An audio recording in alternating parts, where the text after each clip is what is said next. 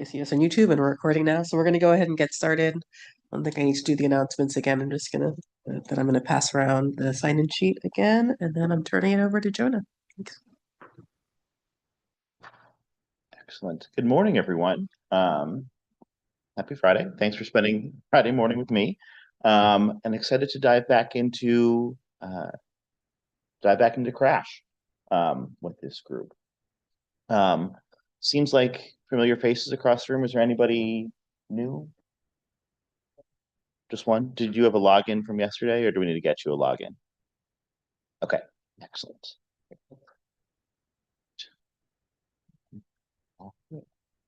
We'll get you set up. That'll be easy. Maybe we can demonstrate how to add a new user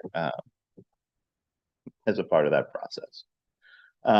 Before we dive back into the tool, any questions or any thoughts, musings that have been on your mind since we broke yesterday afternoon? All right, excellent. I know we are thorough, so an important part of today is double tapping on any kind of critical functionality, as well as covering some of the final pieces of the platform with this group here. Yesterday, we talked about a number of different tools. We walked through the overall kind of crash map designed for open exploration. We chatted about the query tool, which is where you go if you have a specific question you'd like to answer. Dashboards and custom dashboards for highlighting. Thank you. For highlighting critical pieces of information quickly for you or for your peers or constituents to be able to see relatively quickly as you log in to the platform. We also chatted through the individual profile pages for crashes, individual profile pages for intersections, for segments across the entire region. Today, we're going to focus on a couple of other tools kind of within that analyze and design space. We'll start off by talking about our Analyze Areas tool, which is kind of parallel to the query tool in many ways. We'll also walk through how to edit crashes, how to look at crashes that the system maybe is less confident in, so you can add your own engineering touch to some of those. And we'll wrap up today really working through and kind of opening the floor for people to talk about workflows that you go through when you work with crash data, right? How we can map historic workflows to processes to function in the tool. I want to make sure this feels actionable, useful to you all, and that you're empowered to leverage this kind of in the day-to-day aspects of your roles as we break off today. Any questions on that? I'm going to take a quick pause just to get one other person added.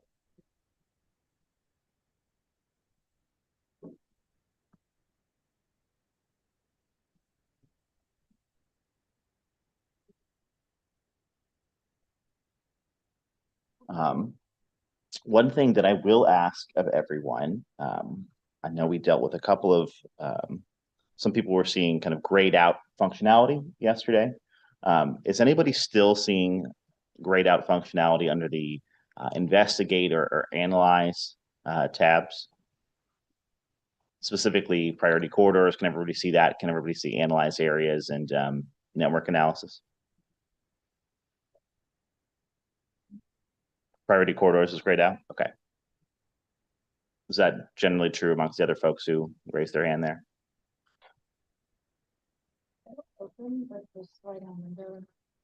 Okay. Yep, that's something where we need a little bit more base data from you all, specifically like roadway mileposts, to make sure that that functions in ways that are going to be useful for the team. So that's something we generally unlock after getting some of those and having a conversation about how routes and measures work, within the region. In the query area, I have we didn't go over it, but I have a crash trade section. Okay. That is the same story. Yeah. So that's something that we will come back to and kind of do some continuing education work on as that gets brought up to speed. Glad to see some folks on the online have access now. And if you do not have access, log out, log back in. One of our engineers on our side just upgraded and has been changing some permissions in the back end to expand that out to everybody.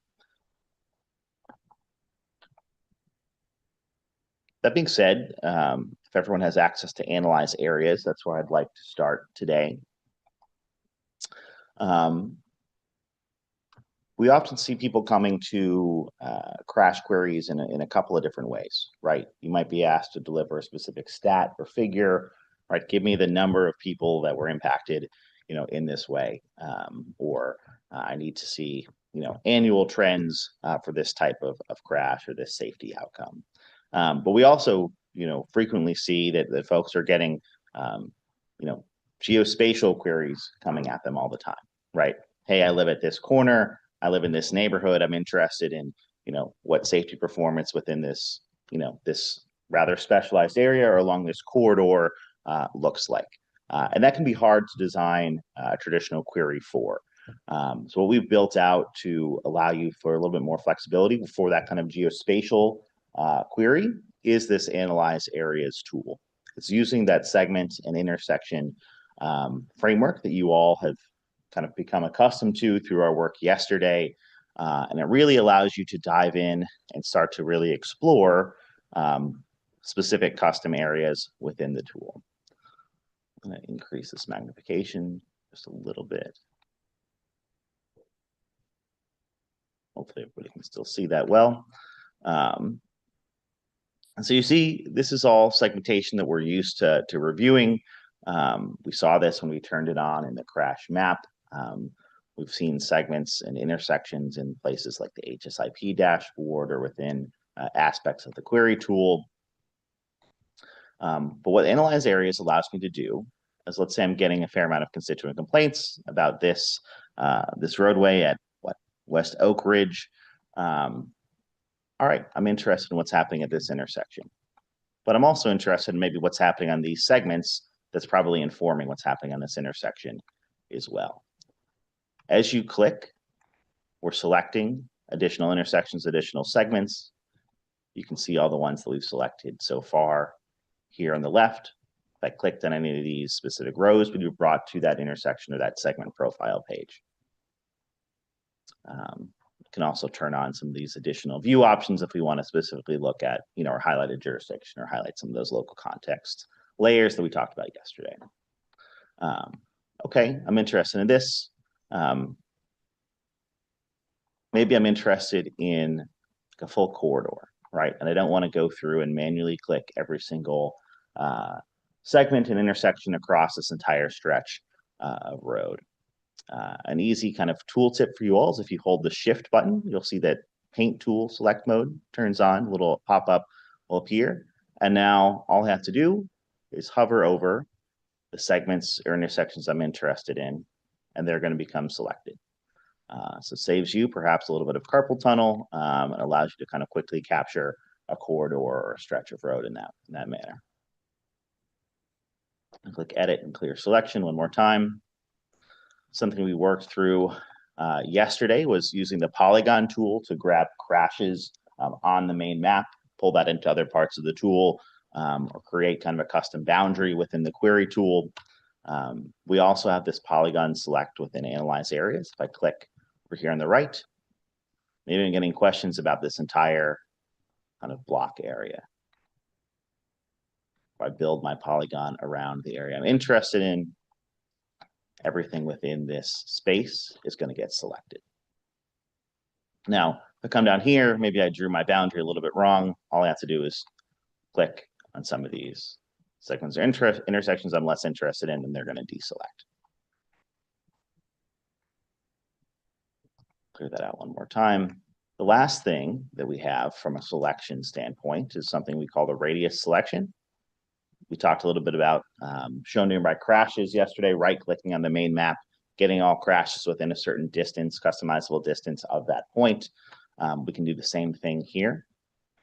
Maybe I'm interested, again, in this kind of area. I click, sets the center of that radius. I can drag this in or out, click again to set it, and grab all those locations within that bubble. My analyzed areas is graded out. Yours is grayed out as well? Okay. Have you logged out and logged in today? Yes. All right. That's Arturo and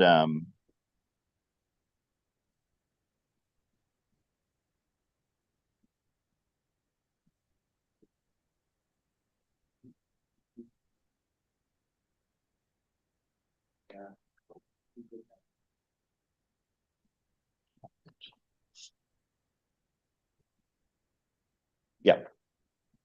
So that should be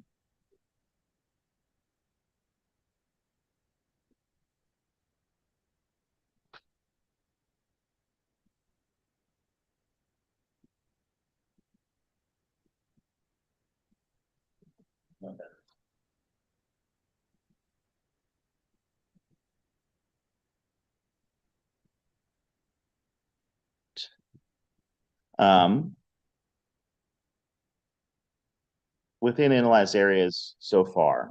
Any questions on functionality, how to select areas of interest, segments, intersections that are going to be most, useful to you? I find myself often using that kind of paint selection as an easy way to just kind of grab a quick area.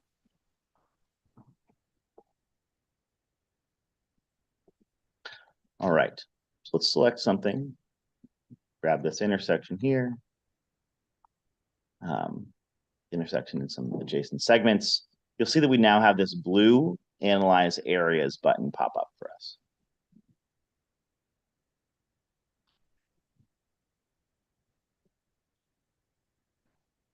Let me click that.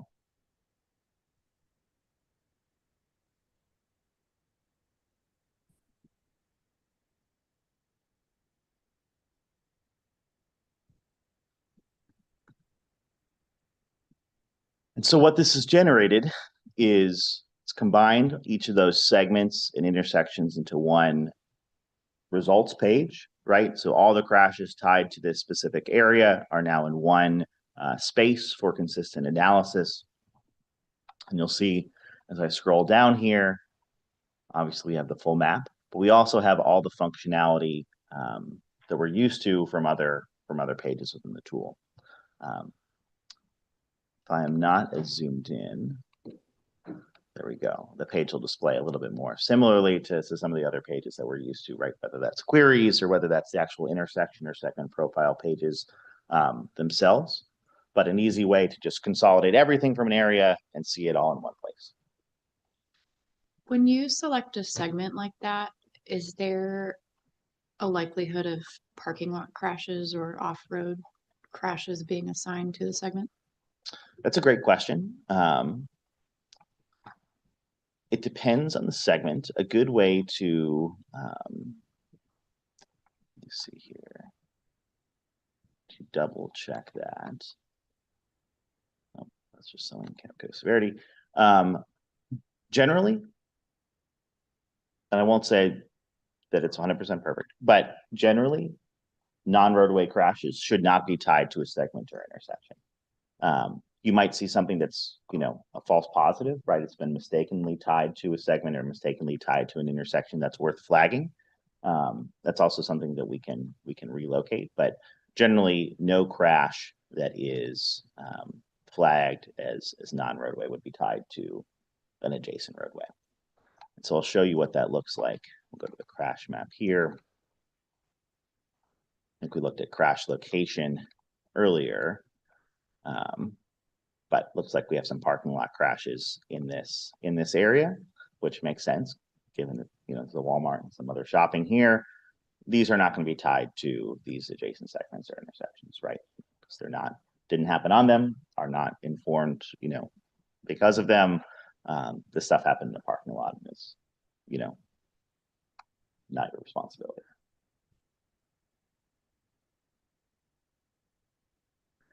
Each of these charts and pages can be exported as we've come to expect. we have the ability to start to manipulate this data. Again, designed to give you very similar or the same, frankly, analytics as you would have within the query tool, just a different way of capturing that data in one place.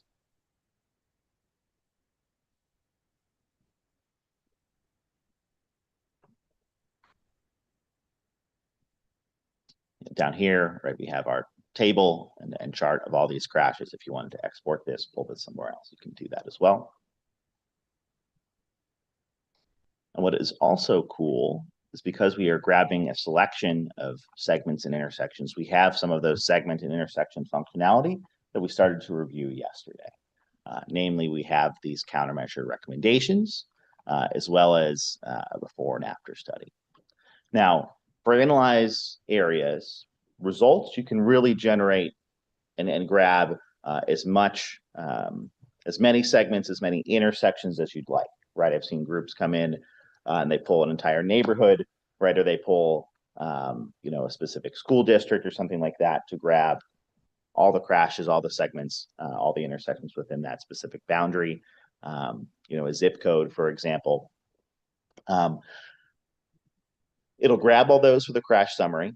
If you're looking for specific countermeasure recommendations or to do before and after studies, there's a limit at 50 total segments and intersections in one analysis, which is probably far and above the upper bound of, like, if you're doing a corridor study, if you're doing a before and after study, that's a fair amount of area to cover in one study.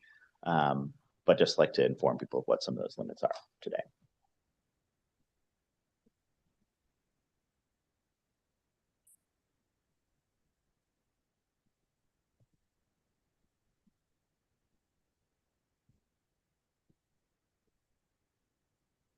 And then Arturo and Cody, your permissions should have been updated. You're able to see it?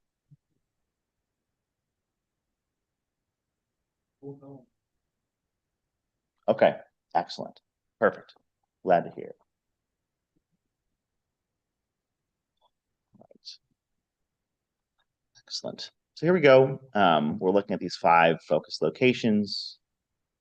Not sure what's giving me no results, but maybe based on the trends in these locations, it's not having a quick CMF that's going to make an impact. I can do some exploring and find a representative example perhaps a little bit later.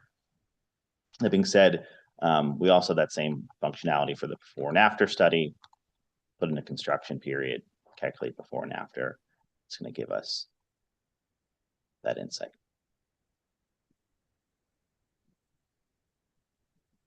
Left to right. Any questions here within the Analyze Areas tool so far?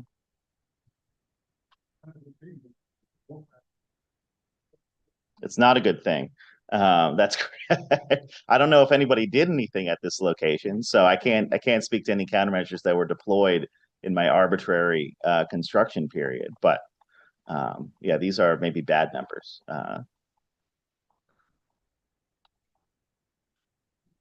I'll go back to the crash summary. A couple of things we can do here. I can modify this selection. I want to go back. Maybe, I realize this isn't maybe enough space. I want to grab this whole stretch to the north. And click Analyze and run this again, adding some more space. Can save this selection. I want to come back to this, give this a name, give this a description.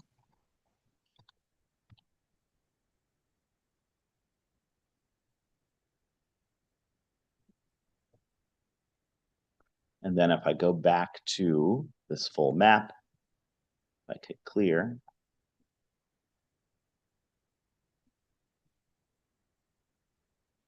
There we go.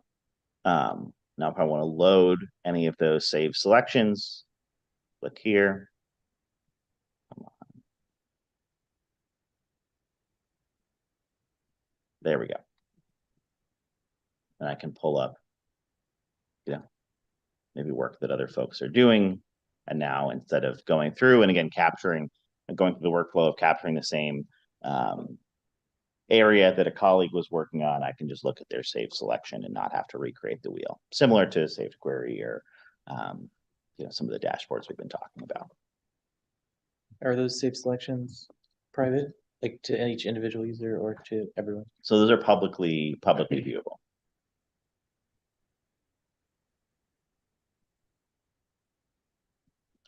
Any other questions here before we start to navigate away from analyze areas?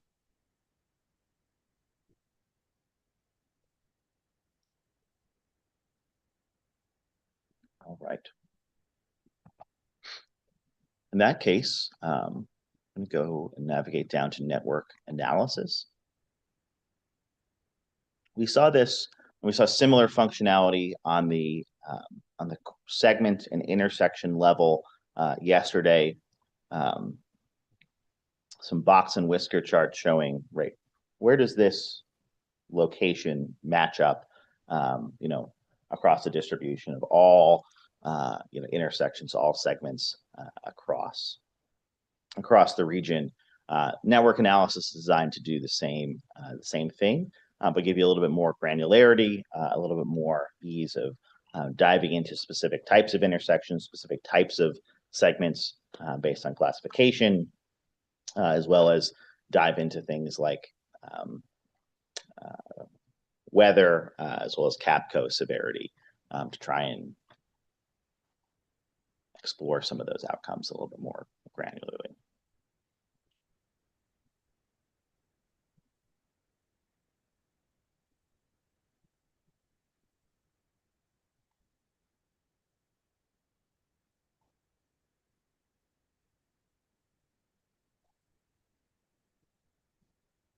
See why it's taking a second.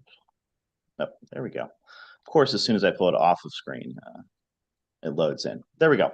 So you'll see this looks fairly similar, right, to those views that we saw earlier.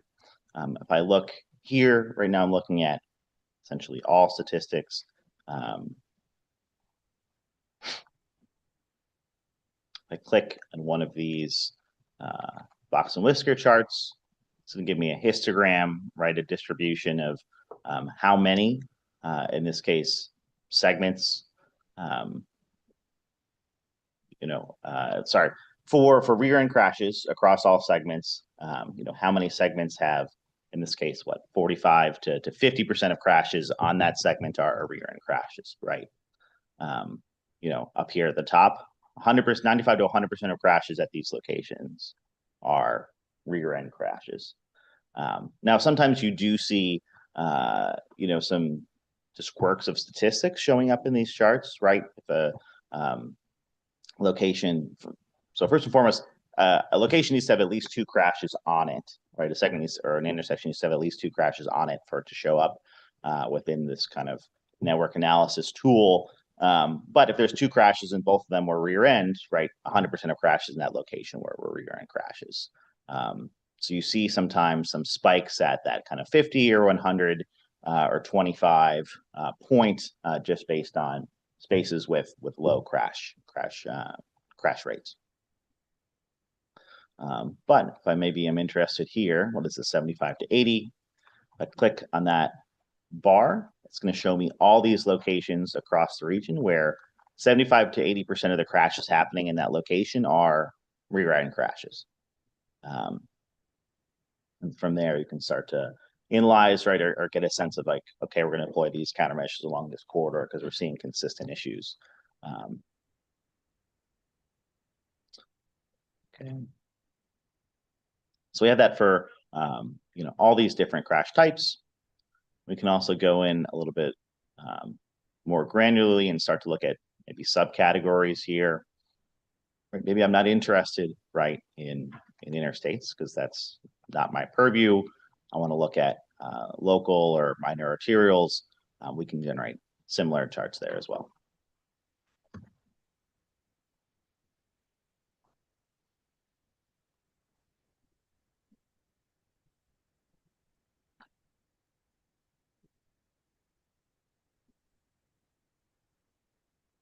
So for this, I would like to go back to one of my questions from yesterday about being able to differentiate the types of road, because, for instance, a couple of the road types that we're showing as interstate, that's where like this data would be off because state roads showing up as interstates and such. Absolutely. Yeah. Something we talked about a little bit yesterday. It seems like a couple of wires got crossed on a couple of the foundational GIS data sets.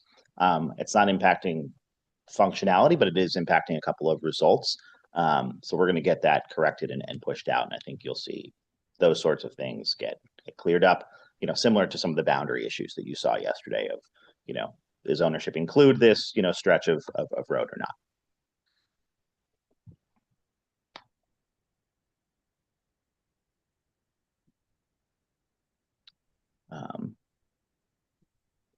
We also can look at weather or CABCO here, right? Weather down here is pretty nice. There's a lot of crashes when it's clear outside, right? But maybe I'm specific, no crashes when it's snowing, right? But maybe I'm interested, right, when it's raining, right? Do we see persistent issues at certain locations, right? It looks like some of these locations, 65 to 70% of crashes that are occurring here occur when it's raining out, right? That's worth investigating. Maybe something's going on, right? We see this stretch up here. Is this a space where it's prone to flooding, or does it need some kind of surface treatment to avoid people skidding out? Can start to investigate these places.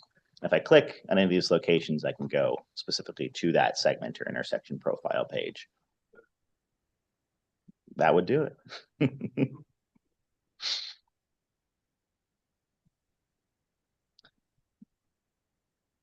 And then we have the same level of functionality, right? Again, at the segment intersection level, but we also can go to CABCO here, right?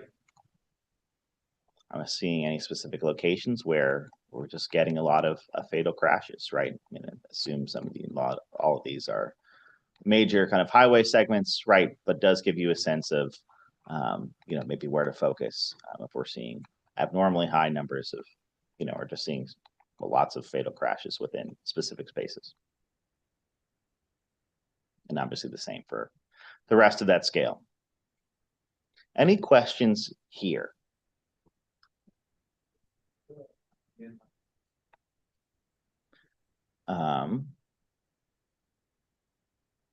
So I click on the box and whisker chart.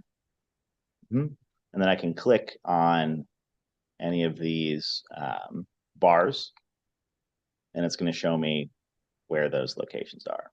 And now I can pull these into analyze areas if I want, right? Let's pull them, like all these locations into analyze areas. Maybe I would deselect some that are outside of my jurisdiction, but allows you to map stuff that you're finding in network analysis into tools that are a little bit more maybe action oriented, or allow you to save those locations to come back to later. In any of the maps, is there a way to post some information on every segment or dot? What kind of information would you be looking to highlight or host? Let's say the number of crashes that occurred in 2025 only. So right now, no, the workflow to getting to that information would be to go in here and click on this and then go to that segment. And then we could take a look and understand,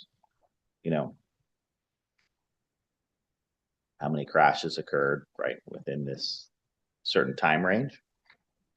And when we have all of 2025's data as that becomes available from Signal 4, you'll see this prior calendar year preset date range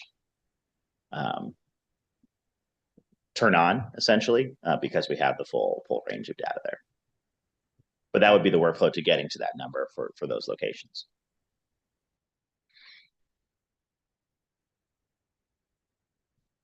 So when I go to the before and after, it doesn't let me change the dates. Are you looking at the intermediate date? Is that what you're trying to manipulate? Neither the from or the through, none of the dates. I cannot. I try to use the calendar. It doesn't let me select Okay. any other date. You're within analyze areas Yes. right now? Okay. That's something that a couple folks were running into yesterday as well. Those intermediate dates. I flagged it. The team's working on it. I'll let you know when that's resolved. Okay.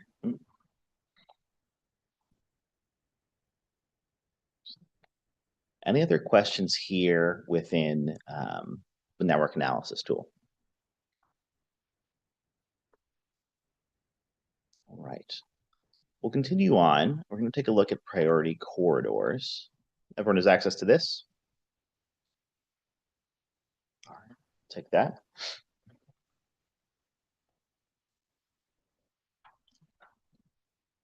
So what this tool is designed to do is start to take a little bit of a wider lens, right? Similar to how we have specifically a Vision Zero dashboard that focuses on fatals and severe injuries, and we have that crash audit dashboard that zooms out a little bit. We kind of have a similar understanding with this priority corridors tool, right? Analyze areas is great, gets really granular. You can start to look at very small, specific segments, like specific intersections, but those aren't necessarily construction length corridors. If you're designing a project or looking at things more holistically from a region-wide perspective, you might not be looking at the individual segment level. That might be a little too small for you. So corridors are designed to more so take a look at, again, construction length areas, longer stretches of segments and intersections that are maybe higher candidates for, for safety work or countermeasure implementation. So by default, it's ranking, or by default, it's showing the top like 50 quote unquote corridors ranked by total numbers of crashes. I imagine we're seeing a fair amount of state routes and interstates here. But we can also start to add some additional filters to flex these results a little bit. Click add filter here. Maybe I'm specifically interested in fatal and injury, severe injury crashes.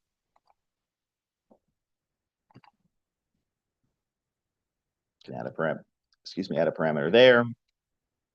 Maybe I'm interested only in specific location.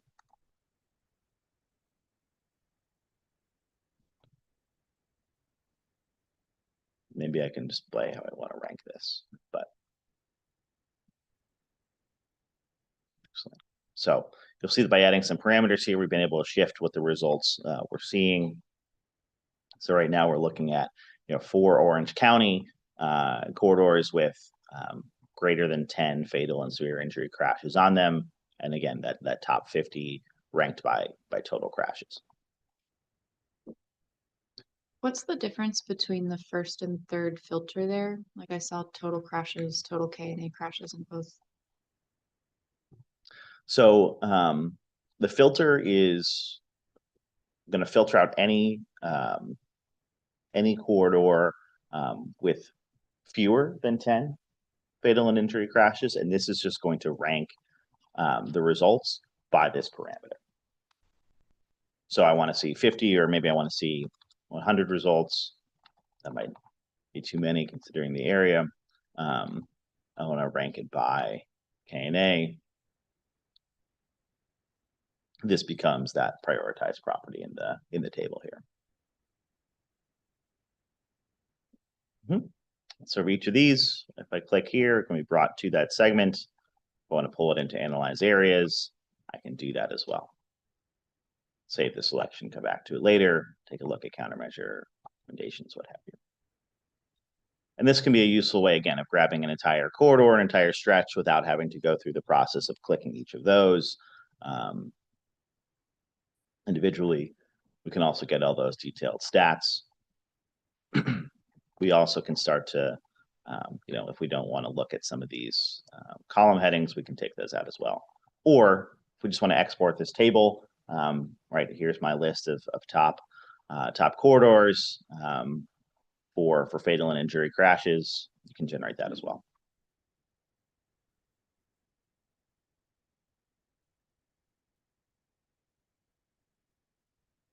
Can you explain what the loss column means? Let's see if that's in the help that's in here. I don't know off the top of my head. Let me ask one of our technical engineers.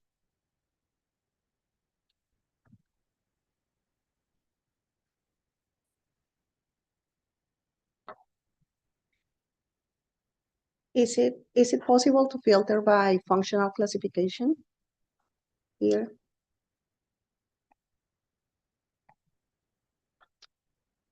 So right now we're looking at, oh, yes, so it's under that jurisdictional one. Okay.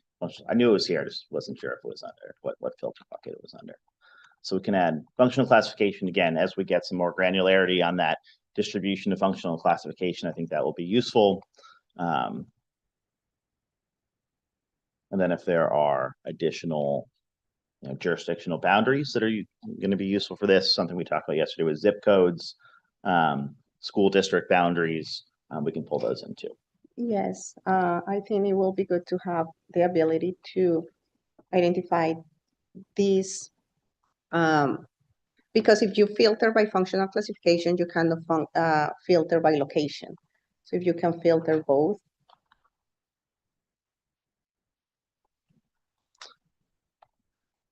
I used to saying like adding an additional like filter by functional classification, then also have another filter here that allows you to add another layer of jurisdiction. Excellent. That's great. Let me add that.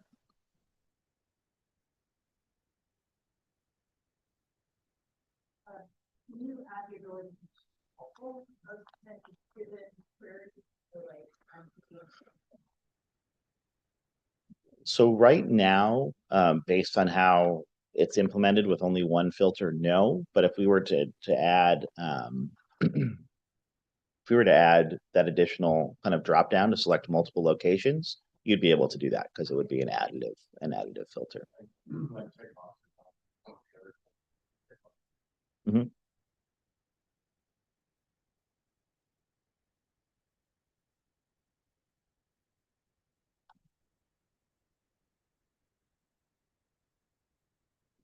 Perfect. Just writing this down.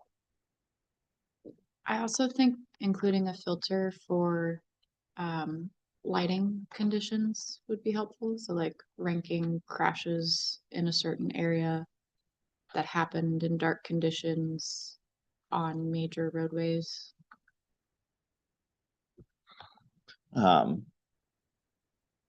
Absolutely. Yeah, I think that'd be a good filter to add here. That's also something that I think the query tool could get you to pretty quickly. In many ways, if we go to the query tool, I'll just run something saved from yesterday. I don't know if anybody has a query they're especially proud of that we should run, but being able to build out essentially, hey, these are the crashes I'm interested in, and then going to like this segment or intersections tab here, especially if you have that jurisdictional filter on, gets you, I mean, you don't get the full kind of corridor level, but it does get you those top locations pretty quickly. So that's where I'd point you short term. But I think adding additional flexibility from a filtering perspective there is a great idea.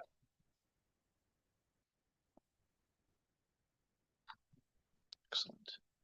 Any other questions on that priority corridors tool?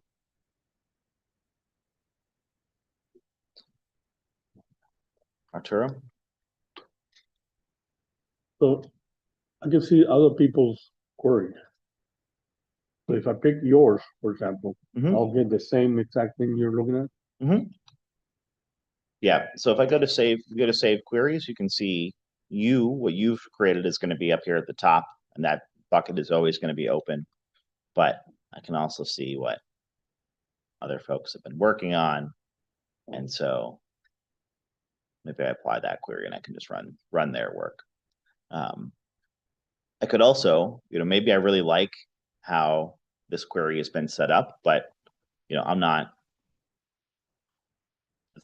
the city that I work for is not Castleberry, right? I could delete this out and add in, maybe I'm Altamonte Springs. I could then save this as my own query, right? So I'm building off that work, allows, some standardization for, hey, this is how we always get to these, this specific number that we're reporting on, we're just changing that jurisdiction so that there's consistency across the board. Is it possible for someone to accidentally save over someone else's data, or would it save under their user? You should only be able to save under your user. Okay. So I can't try to copy Castleberry and accidentally change And Castleberry. accidentally change it. I mean, I'd invite you to try and see if you can on the back end. Stress test the system. I'm open to that. But you should functionally, and I think reasonably, should not be able to edit someone else's, query that they designed.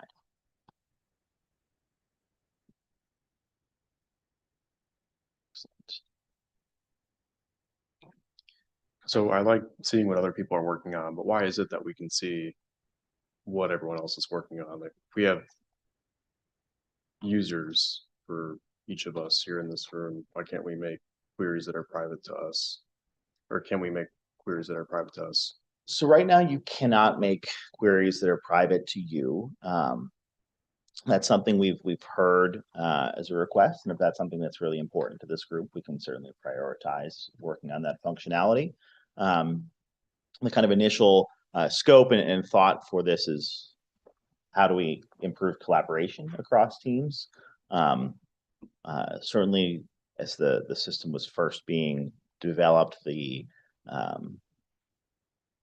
model was more so designed for, hey, the city is going to have access to this tool, and like everyone in the city is probably going to want to have access to like the same queries that everyone within the city is working on. Does that scale up in the same way to like a region-wide MPO level?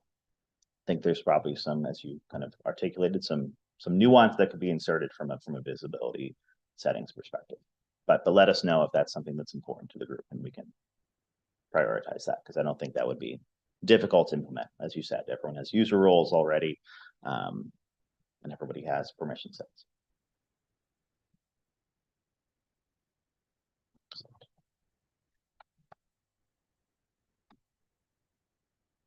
Find my cursor again. Something that I'd like to spend some time on as we kind of close out this first hour is something we call review crashes. Now, this is not functionality that I believe everybody should have access to based on permission settings, and this is something that, questions. Oh, please. Sorry, let me read through this log.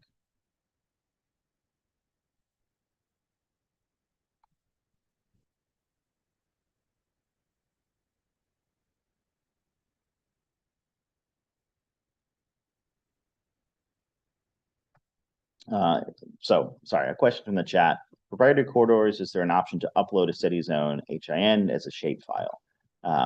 So right now you can't upload it, but if you send it to us, we will upload it and can pull that into that tool. That's something we do for groups all the time. I was able to rename your query, by the way. You were able to rename my query? Yeah. Okay. All right. You're doing nefarious things in the tool. Thank you.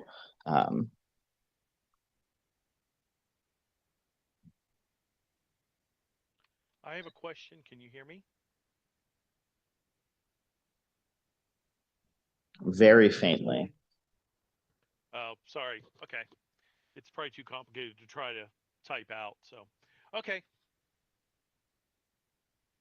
He's trying to clarify his question in the chat.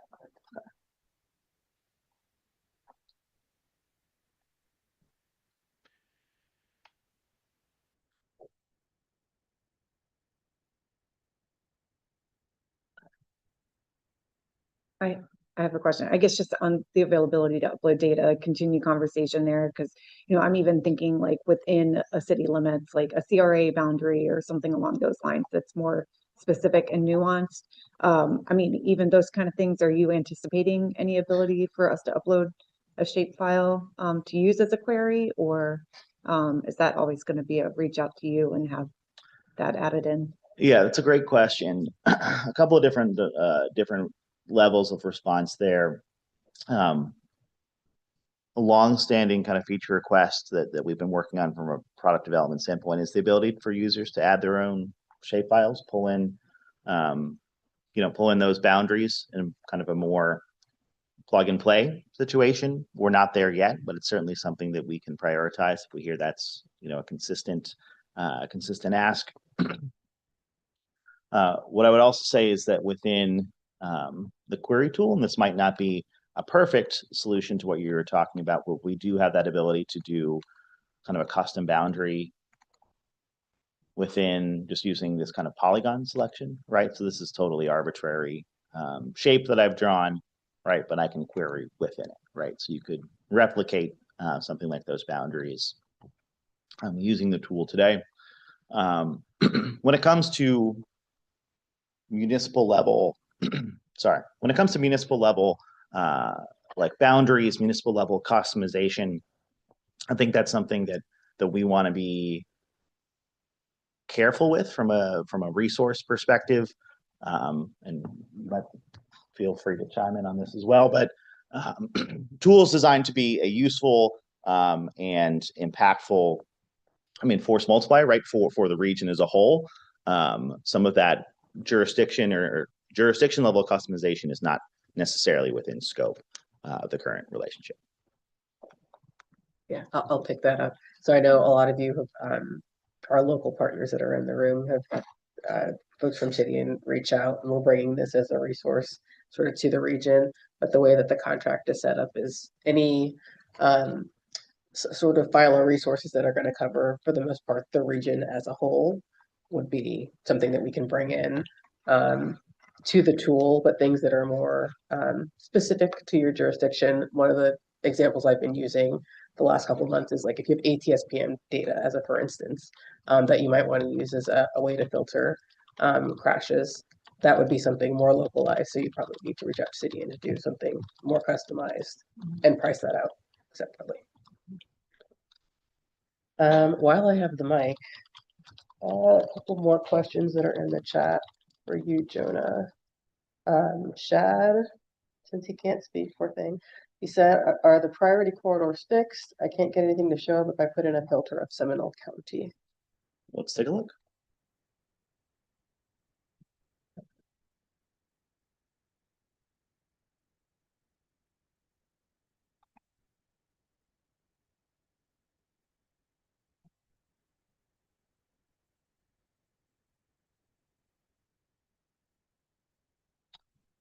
So I guess, Shed, I might ask you to further articulate what you're looking at or what you're not seeing here.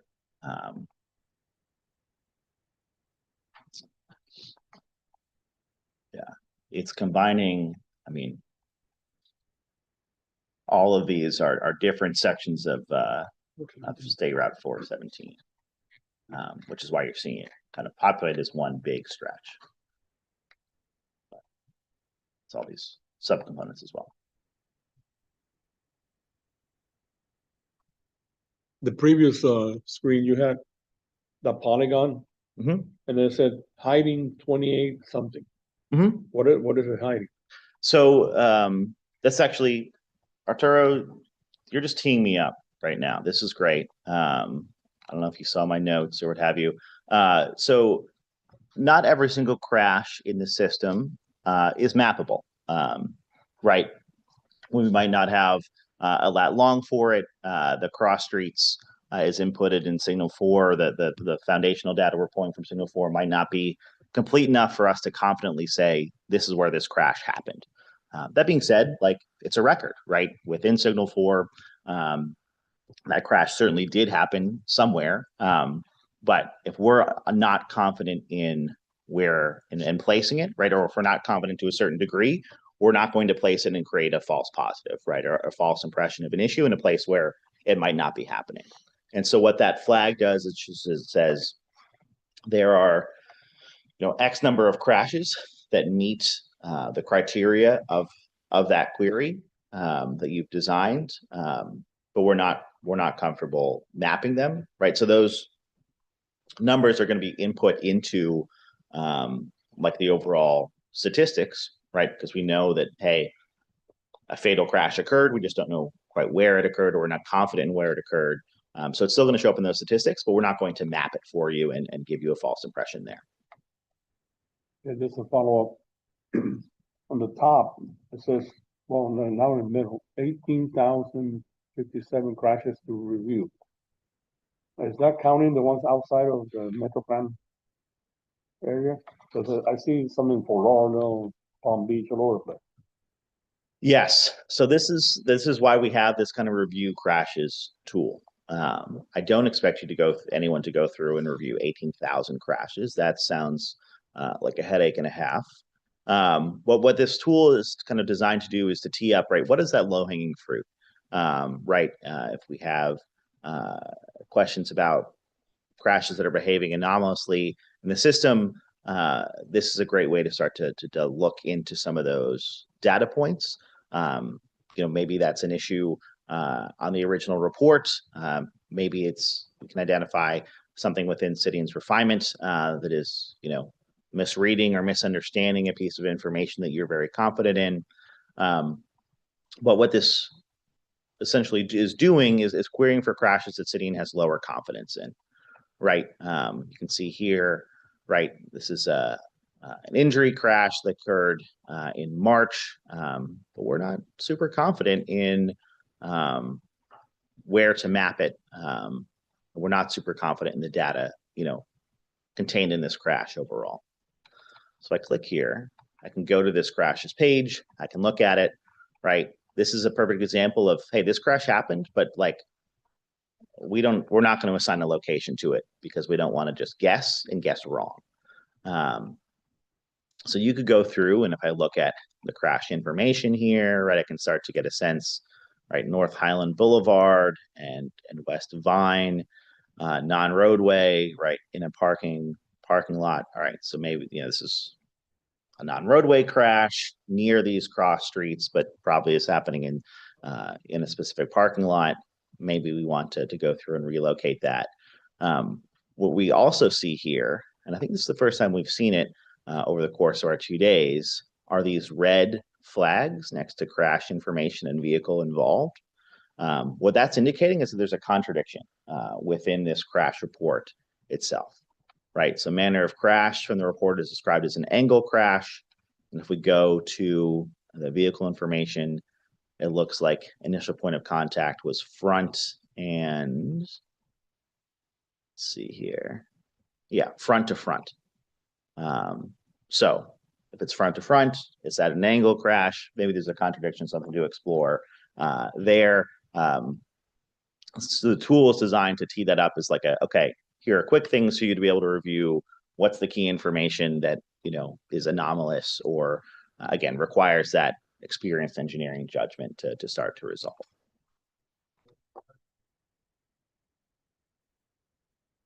Please. And if you ask a question, if you just would tap the mic there so folks online can hear you. Yes, so is there a confidence interval in relation to that? So if we go down the crash overview, if you scroll, we can see this kind of confidence level for each of these different kind of components of the crash data, right? How confident are we in the completeness of the data? We're not very confident that it's like consistent, right? We're seeing these contradictions within the fields itself. Because of those contradictions, where you have low confidence in the collision type and assigning collision type, and then both because it's a non-roadway crash and it seems to be happening in a parking lot. Where are we dropping in that parking lot? It can be hard to say. And so we're not relocating at all. So we're not going to be confident in our relocation because we're just not doing that process. If you want to have a dedicated conversation about how the refinement and relocation algorithm works, we'd be happy to set that up with the data team and walk through that kind of confidence setting piece. Okay, because that was going to be my next question. We could probably talk on the side about that because in relation to explaining this to, if in the future we ever had to explain this to the public, I was curious to know what is acceptable as best practice for that interval with range itself. Absolutely. This currently is left up to the agency, I'm assuming. Yeah. Okay. And then if I go through here, I could read this narrative, maybe get a sense of where this is properly located, and I could come to this and there's a workflow to better locate this crash. Now, review crashes is also the workflow we see people more so using, instead of looking at all crashes that the system has lower confidence in, maybe we want to specifically look at targeted types of crashes. So crashes with unknown locations, right? The system is uncomfortable plotting this. What we see often for unknown locations, it's a lot of those non-roadway crashes, right? So it's happening in, a parking garage or a parking lot or something like that. Crashes missing dates, right? This crash happened, but there's not a date tied to it. Generally, this is a pretty small amount of crashes, none here. I'm not surprised to see that. Crashes outside of the boundary of the MPO, right? Based on, the lat long tied to this crash, we're seeing it as occurring outside of the MPO, right? If that's true, then they probably shouldn't count for your year-end statistics, right?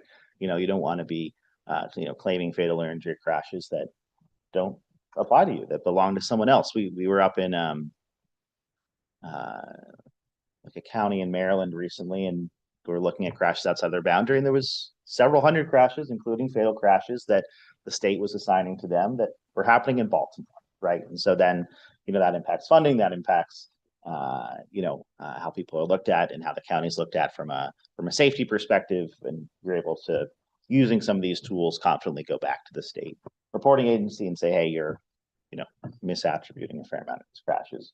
We're actually doing a lot better than you thought we were. And again, we can start to look into these. Maybe it's worth relocating, or maybe we can confidently say, hey, this is outside of the boundary. It shouldn't count for our review. Can specifically look at crashes with lower confidence that involve fatal or major injuries, right? Again, what's that low-hanging fruit? What are the crashes we want to be most confident in? It's the one with the worst, ones with the worst outcomes. Great. Here's 17 crashes the system has a lower than 50% confidence in, that we can go into and explore and improve that limited data set that's going to have a much more outsized impact on the analysis that we might be doing. And then finally, we showed it a second ago with that individual crash record, but those crashes with contradictions, right? So is there a contradiction at some point on that crash record? A lot of times we find that's, manner of crash and, where a vehicle was potentially struck. A travel direction often pops up here. But you can see, right, we don't have a ton of information about this crash, westbound, eastbound, and go to crash info. Let's see what was put in here. Yeah, front to rear. Those two things can't necessarily be true at the same time. We're going to tee that up for you and your engineering judgment. And this is a place where we can go through, we could edit crash information, again, if you have the proper permissions, and that's something that I think you want to be sensitive to, and can rolled out to the correct people as necessary. I'll show how to relocate a crash quickly, just to walk through that workflow. I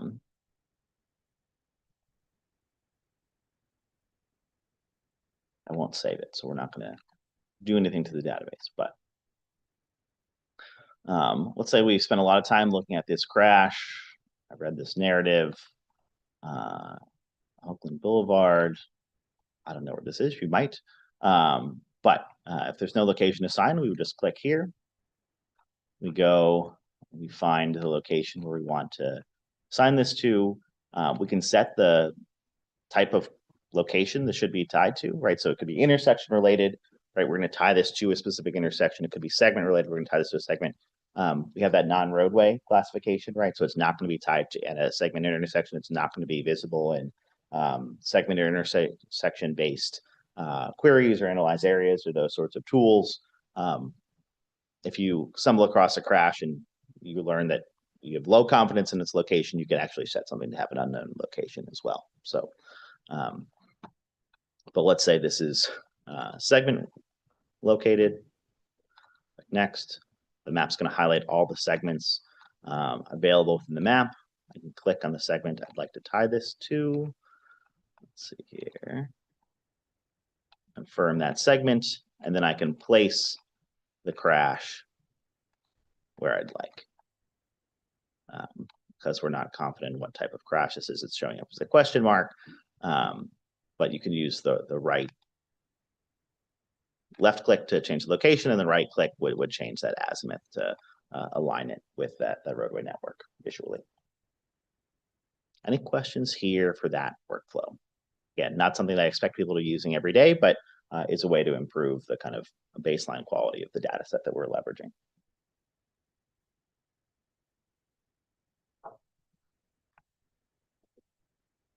Excellent.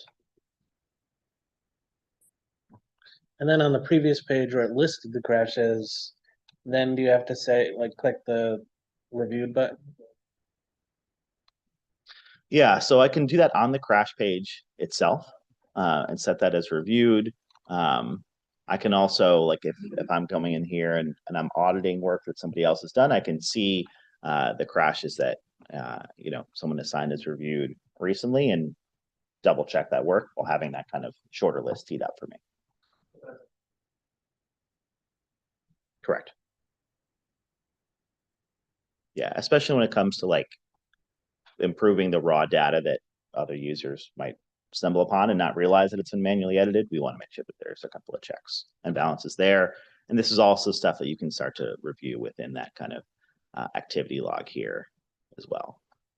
You'd also see that on the like crash report, if I had made any edits, right, it would log that activity on that crash record label as well.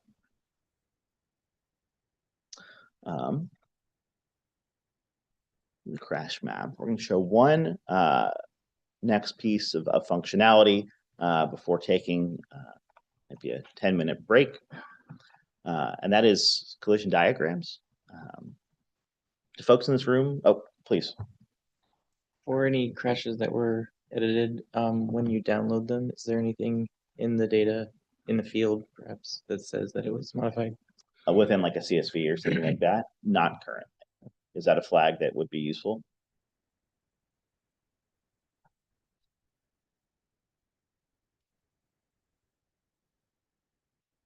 And would you want that at the field level, or would you want that at like the record level, like just some sort of note that says, "Hey, this record was edited," or would you want that to be like a comment tied to like a specific field?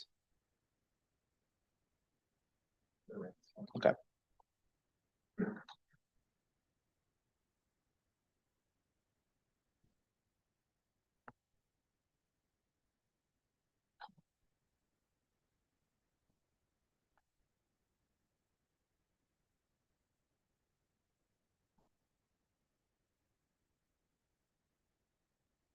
Right. All right. Are collision diagrams that anyone in this room, is that something that anybody in this room generates or works with? Yeah, I'm seeing a couple of nods. All right. Perfect. Let's find a intersection that would work well for this. We'll do this. Creating a collision diagram, really easy within the tool.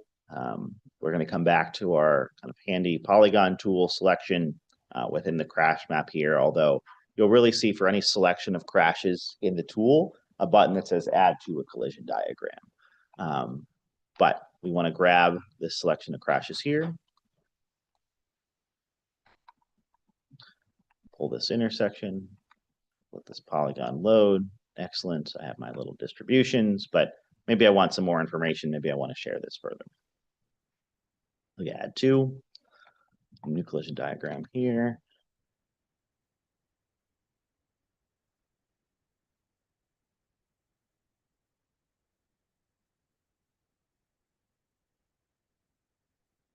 It's going to grab all these crashes and we'll let you know when it's done so. Sometimes this can take a second. It shouldn't for 24 crashes. It'll be quick, but if you're grabbing like a full corridor or something like that, a couple hundred crashes, it can take a second just to, again, tie each of these crash records on the back end back to a unified collision diagram. So here's our sample diagram. We can go to it from this page here. I could also go from design collision diagrams and pull this up. Let's view this. We can see really quickly, boom, here's all of our crashes in one place. Maybe I want to filter that by a date range. I'm actually less interested in the full range of data. I just want to see the last calendar year or something like that. Down here in the settings, I can play around with icon size or add labels, play around with that size. Labels can sometimes add a lot of visual noise.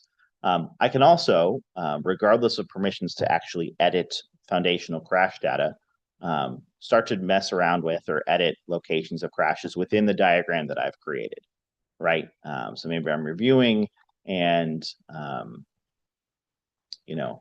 I see this head-on collision and I'm reviewing the information, and maybe they say there's a narrative here that I'm looking at, and that gives me some additional context about where this occurred. I can play around with this. Let's find another one. Get it. It's being cut off a little bit. I'll talk to the team about editing that. But we can also play around with where this crash should be located. If I right click, I can change that azimuth. And what this is doing, I'm just going to cancel so this doesn't save to this diagram. What I can do is I can change the location and we can change the angle of crashes within this diagram without it affecting the core database, right? So maybe I go through and I just want to clean this up from a visual perspective, right? Or have this as something that's more easily or more clean to share with some external constituents or partners. This is one way you can do that, even without having permissions to edit the foundational data itself. And then if we scroll down, we have all the charts and figures that you are used to, as well as crash table as well, if we wanted to export that. Something we've worked with other groups in the past to develop is like essentially a consistent export and download of this diagram. The default one I don't think is very pretty at all. But this is something that we want to work with you all at the Metro Plan level to develop, like, hey, this is our aesthetics. This is how we'd like this export to look.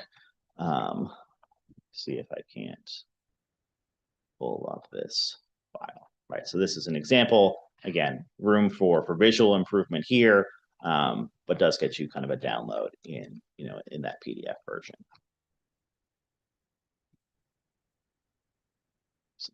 Any questions here for collision diagrams?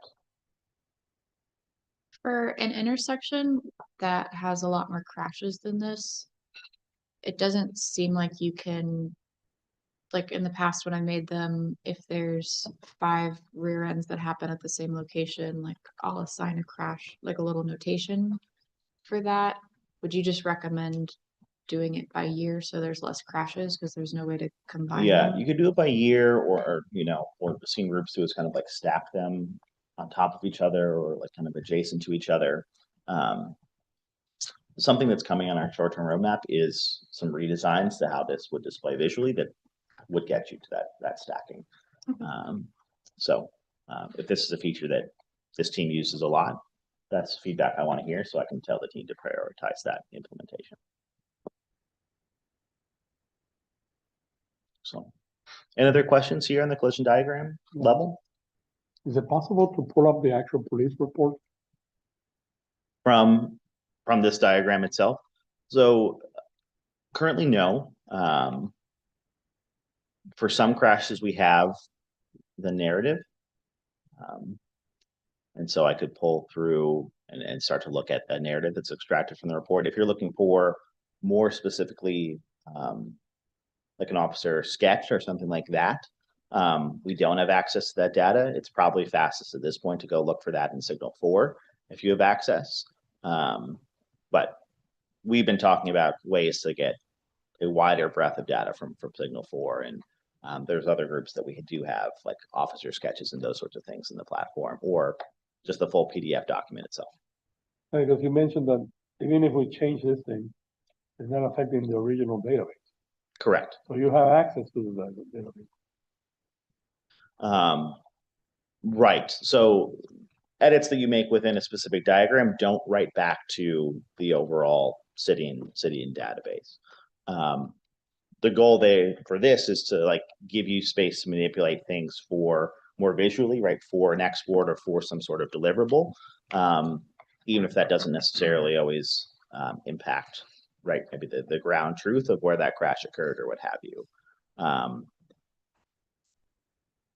With like the proper permission settings, which are kind of at that admin level, you could push back changes, right? Like, hey, I spent some time reviewing all the crashes at this location for this collision diagram. I'm confident in these updated locations. Again, if you have the proper settings, you could push those settings back and right to the crash database under behind the scenes. So it would appear kind of on the main map and improve that kind of foundational data set across the board. But if you're doing those sorts of changes, review crashes is more so the place where we're recommending that you make those edits to crashes for the foundational database, as opposed to collision diagrams, which is more so designed to be more of that visual configuration and visual and visual tool. So the database gets created from the police reports. And then you have access to the database, but not the actual police report. Correct. So we're pulling from Signal 4 when they update their data. And then Signal 4 is pulling from those original police reports and what have you. But we don't necessarily have a connection to those original reports as Citian. We love access, but we things could go to Signal things 4 are and pull it. yeah.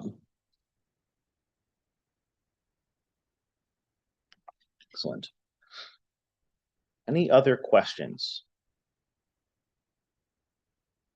Awesome. All right. I think we're gonna. Like one in the chat, and I can't remember if you answered this yesterday, from Michael, for any of the boundaries you manually draw, are you able to save those in the system to refer for future reference, or do you have to draw it over again? You have to draw it over again today. Short-term roadmap is to make that be a saved polygon. I saw that if you generate a polygon, it generates like a code specific to it. So you could, in theory, save that code, paste it somewhere, and just copy it back in if you wanted that same polygon. I've never gone through that workflow, but in theory, that should work.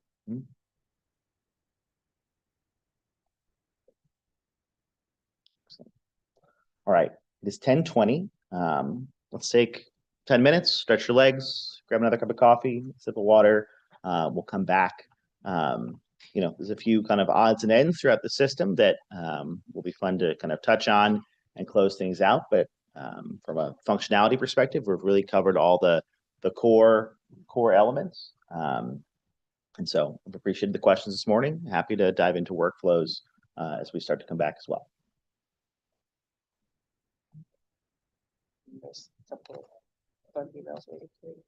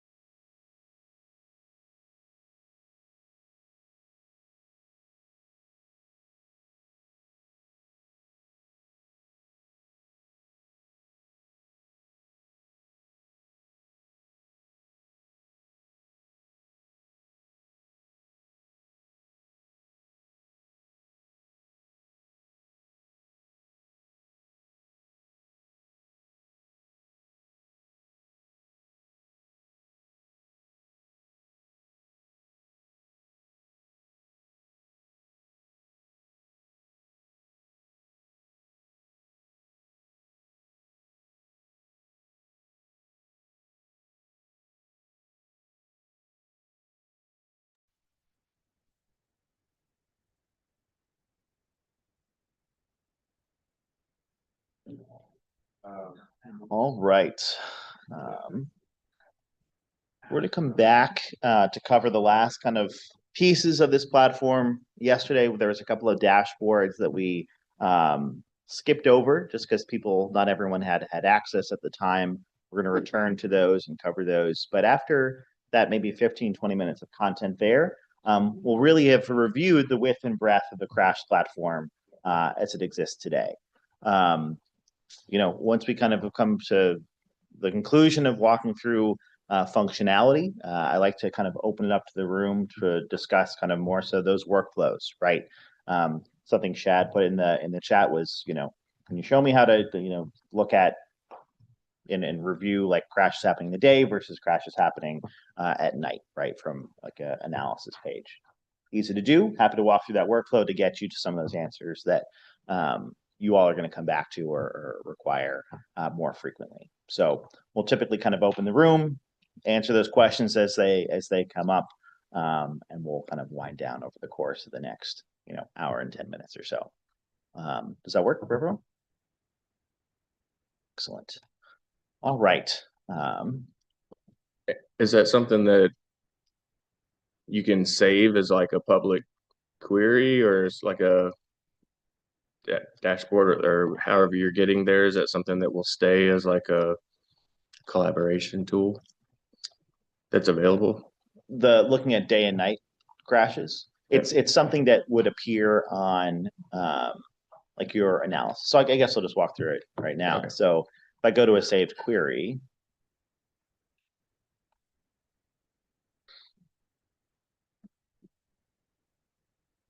if we scroll down here, we have weather, we have light conditions right here. So as a part of any query that you're running, we do have this kind of lighting conditions breakdown here. I think we have it in street lighting status. It looks like that is not filled out on the forms. Weather, we can also start to get a look into.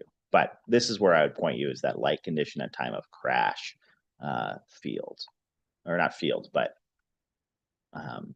results. And this will be true in whether you're grabbing crashes in a query or analyze areas, or even just show nearby crashes, you're always going to have this light condition chart. On the crash level, let me find one for you.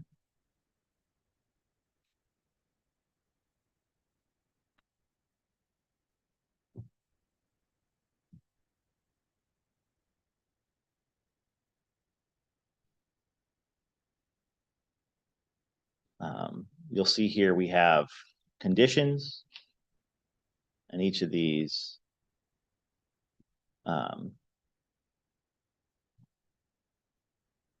can be queried, right? So we can query for a roadway condition, we can query for weather.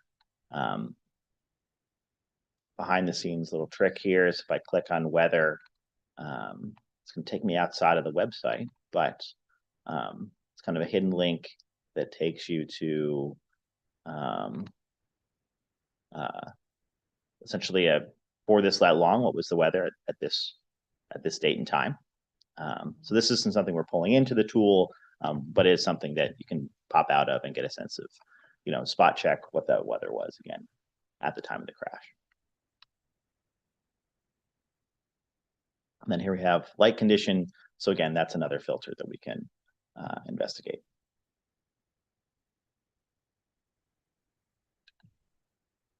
From a filtering perspective, on the original crash map here, we can't just have a quick filter. We don't have a quick filter rather for lighting conditions. Something that we can do is maybe I'm interested in lighting condition. Maybe I'm interested in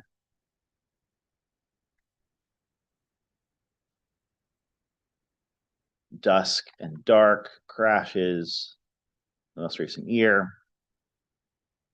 I'll click query here. So we're getting this warning just because it's more than 1,500 or 15,000 crashes.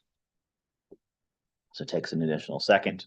But we can actually pull this query data set into the main map if you want to use that main map for more high level and more flexible investigation. This map here is fully featured, but sometimes it's nice to have the full space. And so you'll see this here on this map right above kind of the temporal analysis feature, what looks like one of those old kind of leaflet maps that you'd fold out over your dashboard and struggle to put back together in one piece. If I click on that, it's going to pull that query data set into the main map.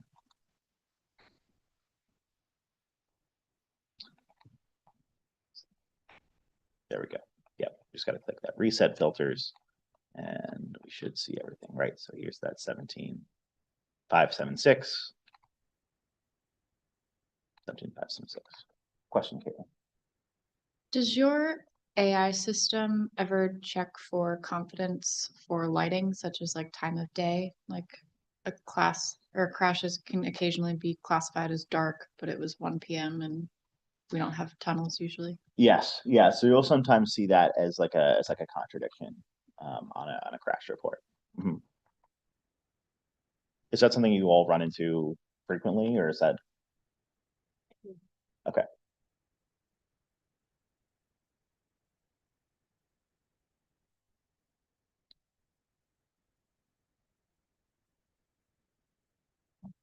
Yeah, that one can sometimes take a little bit of nuance to get perfectly correct, just with shifting seasons and 4 o'clock in the winter. At least I grew up in upstate New York. 4 o'clock in the winter, it's dark outside, right? Whereas 4 o'clock here is still bright and sunny and warm.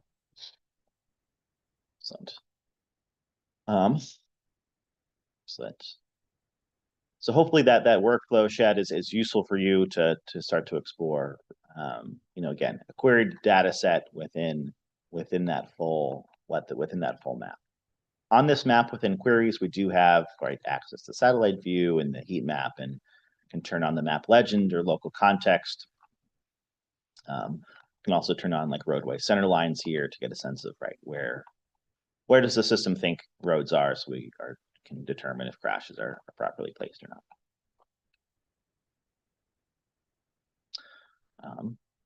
Excellent. All right, we're going to go back to dashboards. One that I wanted to make sure that we spent some time talking about was the HSM predictive analytics tool. So this tool firmly rooted in the HSM, taking relationships from that document. I believe it's part B, but don't quote me. Marrying that up with real crash data on the ground. So based on roadway characteristics, and the HSM relations, we can start to predict, how many crashes we expect to see at certain locations based on those roadway characteristics. But we also have ground truth, We know where crashes occurred in time. And if we start to marry those things up, we can start to understand, what is that observed predicted ratio? Are we actually seeing as many crashes as we would expect to see on places where we expect to see them?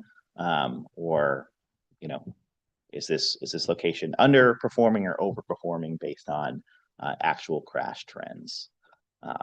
So go to observed predicted ratio. Let's look specifically at fatal and injury.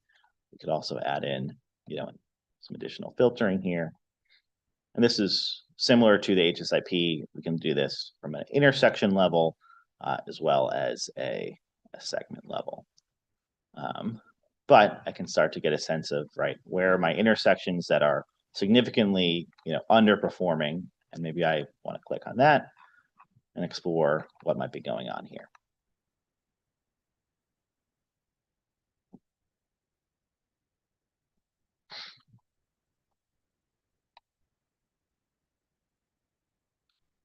Scroll down, do the same thing. This is just looking at observed, but you can start to play around with these metrics to, show exactly what you're looking to dive into here.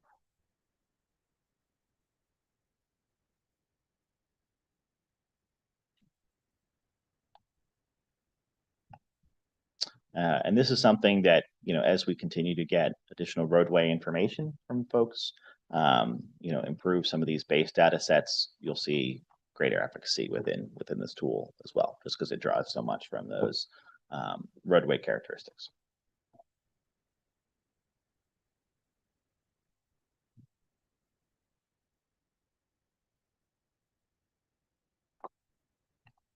Just like, yeah, looks like we got a lot of crashes on this ramp specifically, which maybe in context makes sense. Excellent. Any questions here on HSM?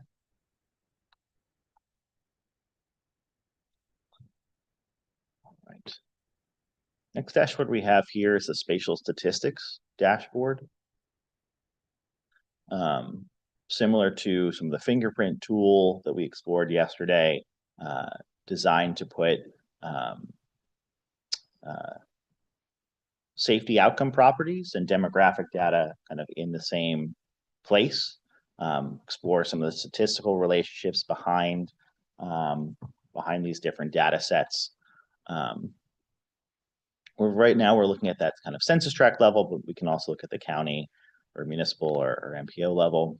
Right now we're showing just the demographic property, right? So places where income is below, $25,000. Maybe I'm interested in jobs per person, right? Or, population density, different demographic attributes. All this is coming from the American Community Survey. So that's, I believe, every 2 years census data. Is it grayed out for everybody? Okay. Yeah. For you? Okay. Have you logged out and logged back in today? Okay. That'll be my first advice. Everybody should have been added to those permissions on the back end this morning. But if you have not logged out, logged back in, those would not be applying to your instance of the account right now. We can also start to understand and look into different outcomes, right? Fatal and serious injury per capita, vulnerable road user crashes per capita within these spaces. Right now, the map is just showing that demographic property, but maybe I want to see both, right? Get a sense of, where are locations with high, percent low income and a lot of fatal and injury crashes. If I click on any of these, right, closer to white, it's going to be that high both. Black is low both. And see where this specific census tract, right, lines up. Is there a reason behind this being census tract versus the fingerprint data being at the block group level? It's a good question. I don't know off the top of my head. It might be something as simple as like a loading issue. But let me get back to, or not loading issue, just like time to load issue, right? Certainly once you get down to the block group level, it's a lot of polygon slip. But let me ask. I can get a quick answer for that.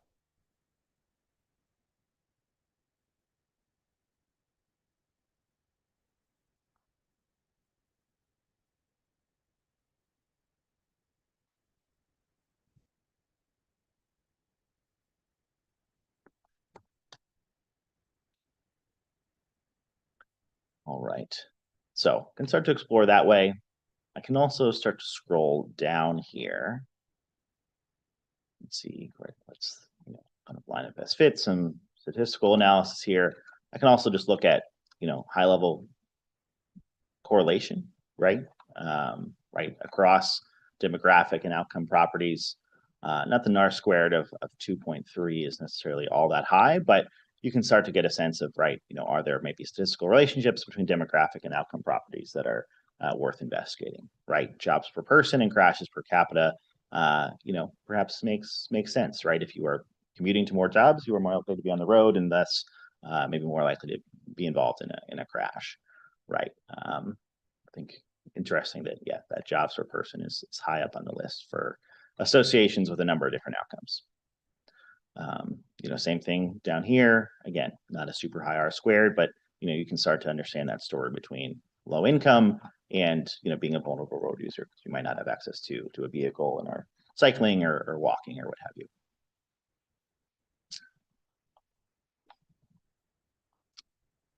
Right. The final dashboard that I wanted to touch on today is our vulnerable road user dashboard here. We talked a little bit yesterday about expanding the definition of vulnerable road user to include folks on motorcycles. We want to make sure we're getting a consistent definition within the tool. I think that multi-select is a really good idea for how to incorporate shifting definitions there. But right now, this vulnerable road user dashboard is highlighting outcomes for pedestrians and cyclists. And we can start to, again, this is at the region level, but we can start to get a sense of, right, how are these numbers shifting over time, right? Outcomes for folks, what's that distribution of fatal and injury crashes, right? Where are these happening, right? Seems like certainly a lot, those conflict points are, right, are intersections, right, as opposed to segments, right? So we can start to tell some stories or focus programming there. This dashboard or this diagram here allows us to start to understand, right, vehicle and pedestrian movements, right? When the vehicle is essentially moving straight ahead, right? We have a fair amount of unknown data here, right? But what percentage, right, are pedestrians crossing the roadway in that circumstance? So some places to get some insight.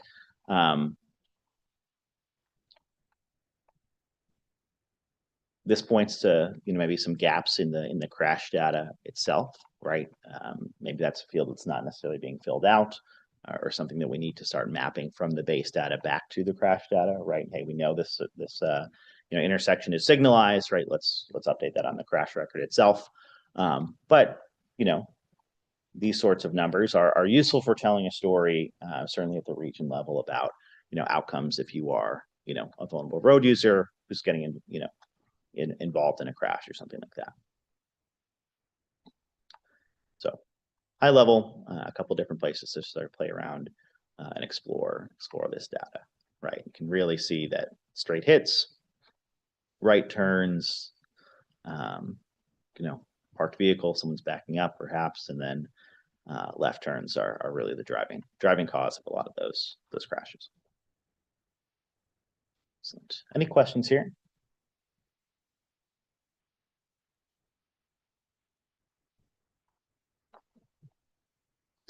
So some of the tools we were talking about, or the query tools that we were talking about adding yesterday, would we eventually be able to make a dashboard for vulnerable road users and be able to see like how many are under 18 and like what school attendance zone the crash occurred in?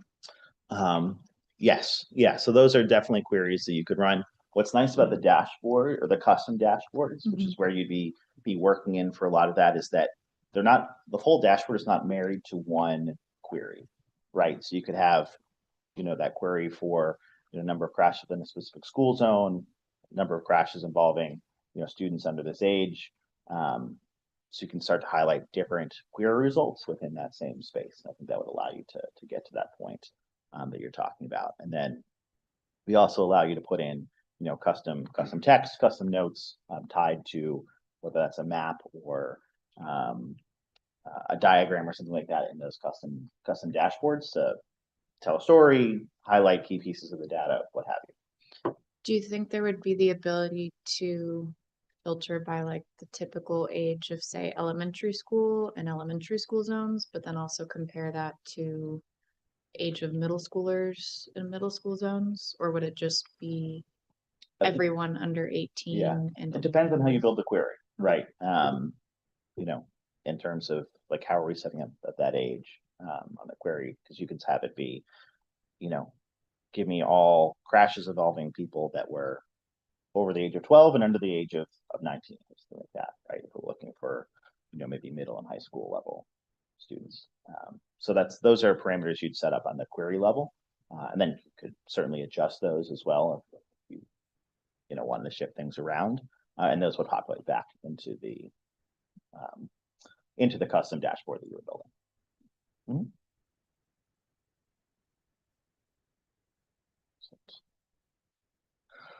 All right. Any other questions on these dashboards here? The one kind of piece of functionality that we'll end on, but we began on it as well, is how to submit a ticket. Once myself, once I leave today, how to get in contact with us. You certainly have contact info that will be sent out alongside that kind of training manual, training guide that we discussed yesterday. That's one way to get access to your customer success team. The other way is truly to go through the tool. Any of these question marks will both give you a high level understanding of the tool that you're on, as well as allow you to submit a bug if you're seeing an issue with the data or have a question about something that's going on there.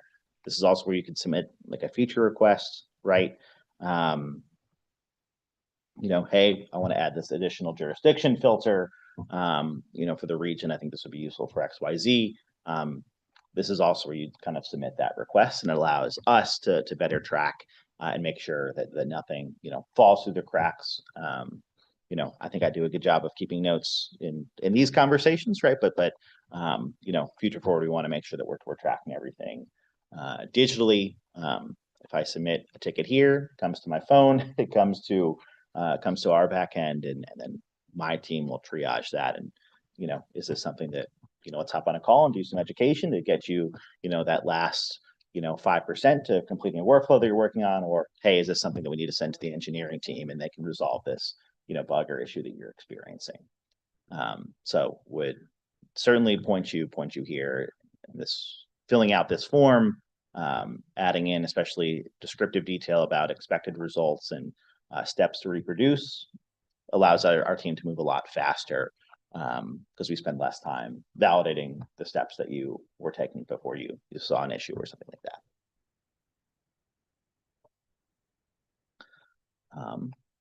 Excellent. That really kind of brings us to the end of that new functionality within the Crash platform. I want to kind of open it up for people to discuss or ask about specific workflows that they have. I'm happy to go back through any functionality that we've talked about over the course of the last day and a half. But yeah, want to make sure you're not leaving here with any questions. I have a general just question about the data itself. I know it's every 3 months, like the coming from Signal 4s in 3 months. Is that a rolling 3 months or like quarterly? Like, because it's the last that's in there is October of 25. So does that mean that we're coming up on the next upload type thing? Or, like, how does the cycle work, basically? Yeah, so Signal 4 is, I believe it's a rolling 3 months. It is rolling. It's, what we typically do for other clients in Florida is like the first of every month, we do a poll from Signal 4 with the most recently available months worth of data, as well as any like crashes that have been edited within that time period, right? So if someone's editing something from 6 months ago, we're capturing that as well. And then upload that to the system. But it's kind of a policy choice for MetroPlan and you all of like how frequently we'd like that to be updated. It is a bit of a manual process right now, in the sense that like doing it daily is probably not viable from a resource standpoint, but monthly is certainly doable. If we wanted to talk about doing it bi-weekly, that's something we could talk about as well.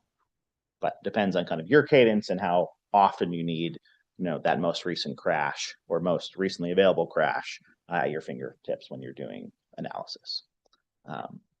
Certainly as we come up on getting up to the end of 2025, we want to prioritize complete years, complete months within the platform. because we know how much that informs the analysis that you're doing.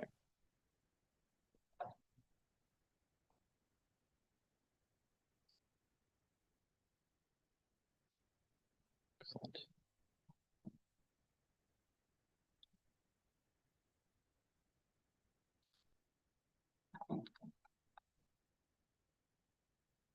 Then if there's any questions or workflows you'd like us to review from the chat, happy to take a look there as well. Looks like we covered Shad's question, but feel free to drop things there too. A question that came up during the break was, can I add additional users? The answer to that question is yes.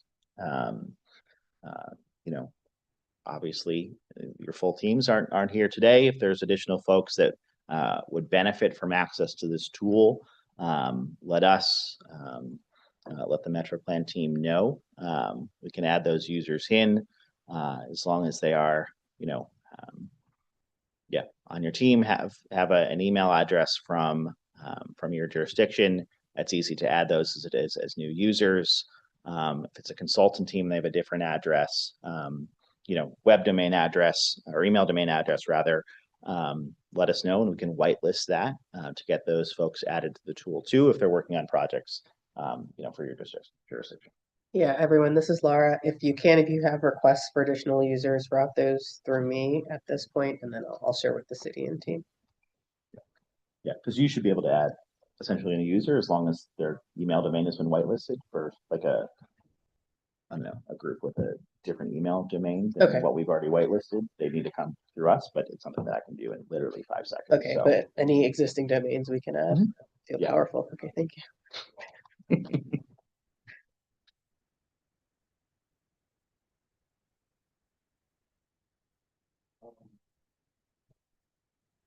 I do have a question. Maybe you can run the scenario with me. So I was trying to run just for Zola for 2024, since the full data is there. Mhm. And it's telling me that I have like 19,000 plus, but then when I compare it to Signal 4, it's only like less than 12. So what's the query you're doing? I'm sorry. I just want to look at Osceola County Okay. for 2024, just in general. Let's see here.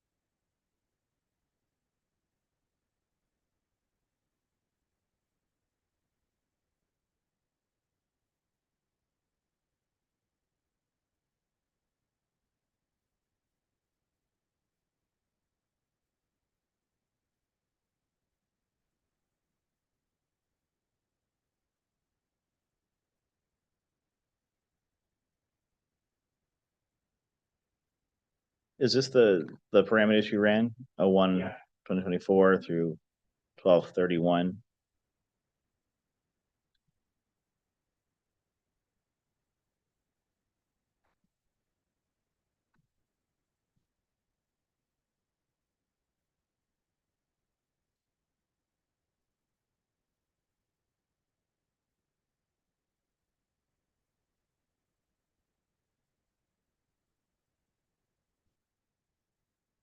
Is this the number you also saw? Okay. I might come and take a look at what filters we're working with there, because this seems more directionally correct with Signal 4. Yeah. You know, I would not expect them to be one-to-one aligned, right? Just because we do have crashes that might be outside of the boundaries that are being assigned to, you know, to you incorrectly, or you Yeah, know. I'm in the main Signal 4 dashboard and it's showing 11,945. So it's off by a few hundred. But I can come over there in a second and happy to take a look at that original query, because we definitely want to make sure, yeah. A couple hundred off is one thing. A couple thousand off is maybe a sign that something's going on.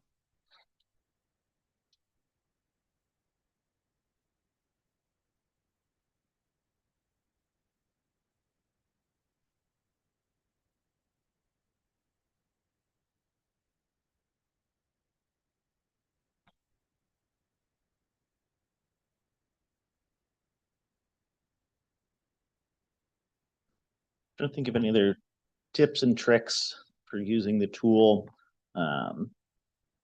Right clicking at a location is both how we get to that view nearby crashes, but also allows us to get to a lat long for that point, which can sometimes be useful.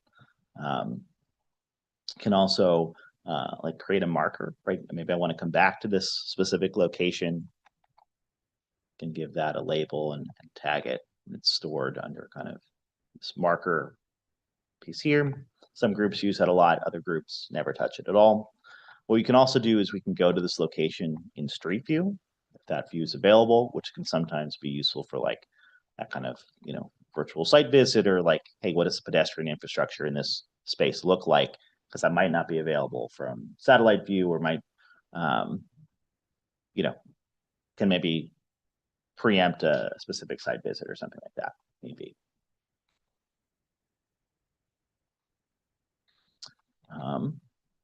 The screenshot button here we talked through a little bit yesterday. Worth noting that it takes an image of everything that is on the map, including what is behind kind of this little pop out here.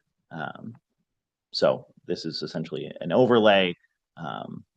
So if I took a screenshot, it would capture this, what is this?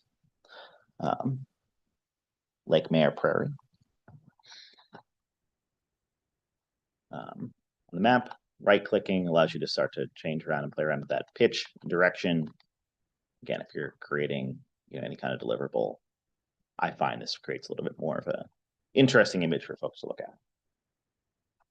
Turn on satellite view, and maybe we want to turn off those 3D buildings. It's all possible. If you change your view like that and change your directional, is there like a reset button to get you back? Yep. So we can either hit this home button, and that's going to take us back and zoom us out to the original center of the map. It's not going to change that angle. If I click this little compass here, it's going to reset our bearing to true north. And then to reset that angle, I usually just right click and then drag down, and that's going to pull you to that 90-degree angle.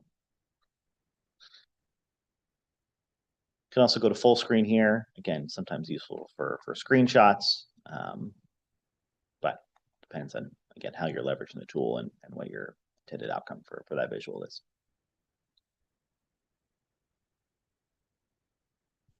Excellent.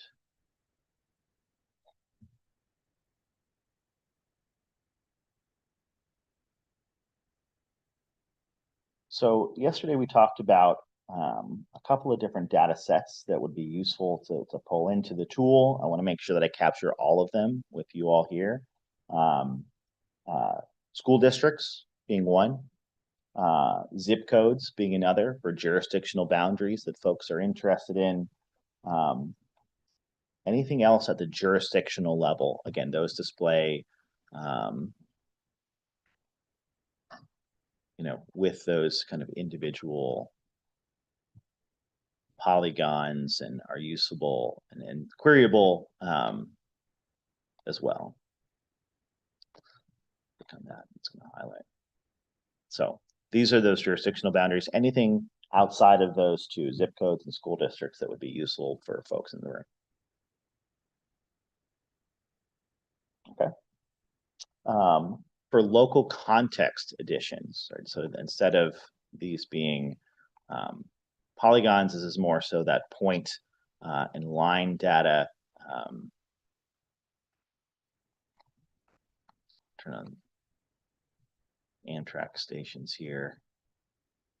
And these are just Sunrail, right? This is what goes through these. Okay. So point and line data on the map. Let's turn on. So public, this is just that elementary school layer. So a couple of other layers that were discussed here was high schools and middle schools, right? Pulling that into that school district, or not school district, but schools, public schools layer.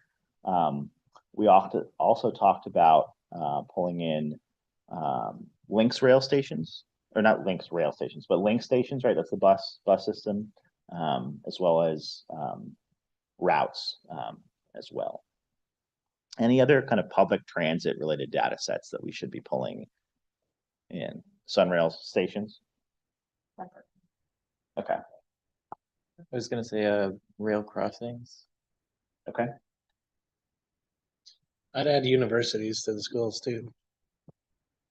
DCF. Yeah, absolutely. That was something we talked about at the break. Add these to my list here.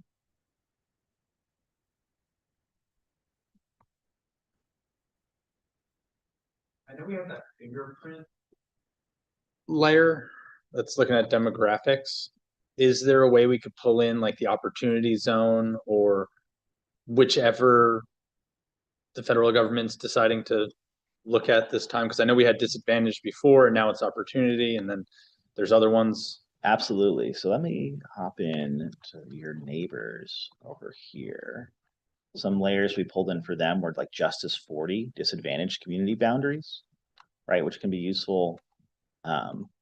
These generally, for those sorts of like demographic boundaries, we often find that these are best used as like a jurisdictional boundary, right? So we can query within or use that as an additional filter.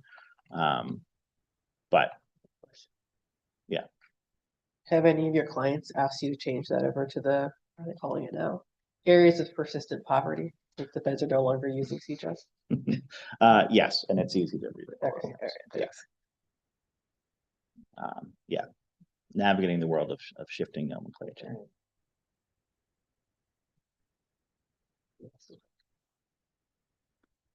Sorry, just trying to capture each of these Sunrail routes.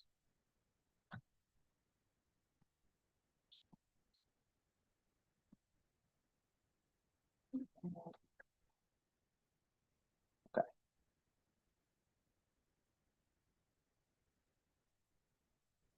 Rail crossings, universities. Do you have an addition? I was just gonna clarify with school districts, I was referring specifically to school attendance zones, Okay. not like the countywide maintaining district. And if we are going to do elementary, middle, high school, college, it'd be helpful for that to be multi-select as well. I have a follow-up question. Do you maintain the attendance zones? Where would we get that? They have it, okay. Are Seminole and Osceola folks that are in the room, do you know if you similarly maintain attendance zone shapefiles? Your school districts, that is? Do you know if your school districts maintain attendance zone shapefiles? No, okay. We'd have to check with the school district, I think, and I'm not sure if they would provide us that layer or not. Okay, yeah, if you could look into it, just let me know, Mike. That'd be helpful. Thank I mean, you. yeah.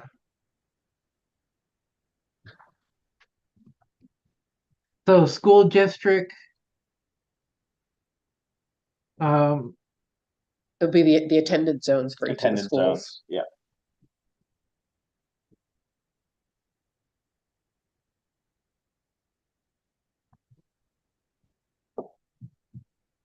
Another helpful layer would be like established trails in the area. We should. So I think we have trails here. Might be useful to add some color. I think some of this is okay. It looks like sidewalks are also being counted as a part of trails. Yeah, a way to like multi-select and distinguish between types of trails would be helpful. Okay, excellent. and where do you guys get this sidewalk data?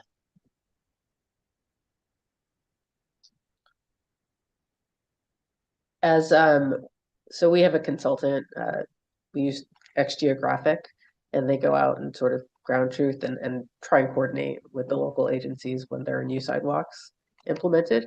If you have a shapefile that has something more up to date, you can share it with us and we'll update our database. Okay, I'm just curious. I'm not saying there's anything wrong with this or anything. No, and if you have whatever you guys will probably have the latest data. So yeah, if you have the something that you know has been updated recently, that's great for all of us. Yeah. No, that's a great point. We want to be comprehensive, and we know that, you know, many folks here in the room or on the line are like that much closer to ground truth, to, you know, changes in construction that's happening, you know, every single day. So we just want to make sure we're capturing that as it comes out and as it develops across the region. I mentioned it to Laura, but various automated enforcement locations Okay. would be helpful. What's allowable for automated enforcement? We around have here? red light cameras and we have Okay. school zone speed cameras coming out soon. And I think Orange County as well. Do other municipalities have that?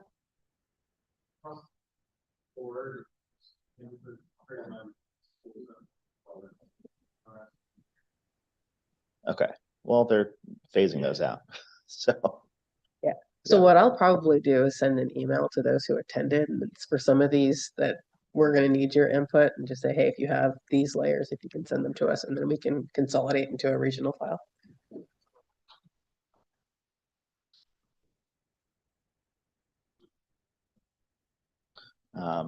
Something we also talked about yesterday was liquor licenses as a potential layer. I don't know if that exists at the county level or how that's managed, but that'd also be something that a couple of folks have individually asked me about that we'd love to incorporate if it's available.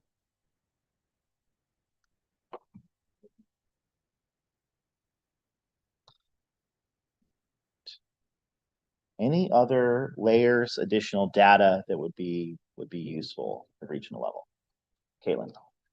I don't know if it's available regionally, but senior housing facilities Okay. are something that's helpful to look at sometimes.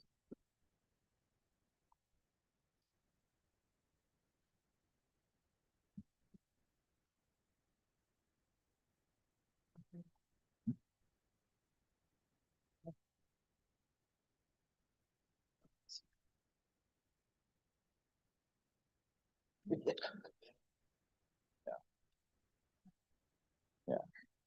The other thing I'd bring up is if there's any places where like nomenclature should shift or change, let us know. Something we talked about yesterday was the region uses Vision Zero, not Destination Zero, like other parts of the country. We've already changed that over on the front end here. But if there's other places where, again, you all use specific language, we want to make sure that we're capturing that in the tool as well.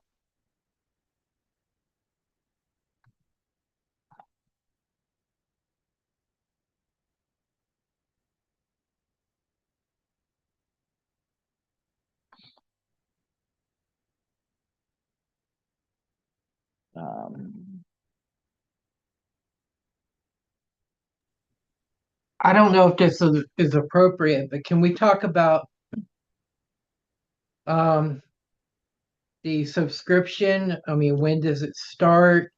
What do we get out of it? Do we need to?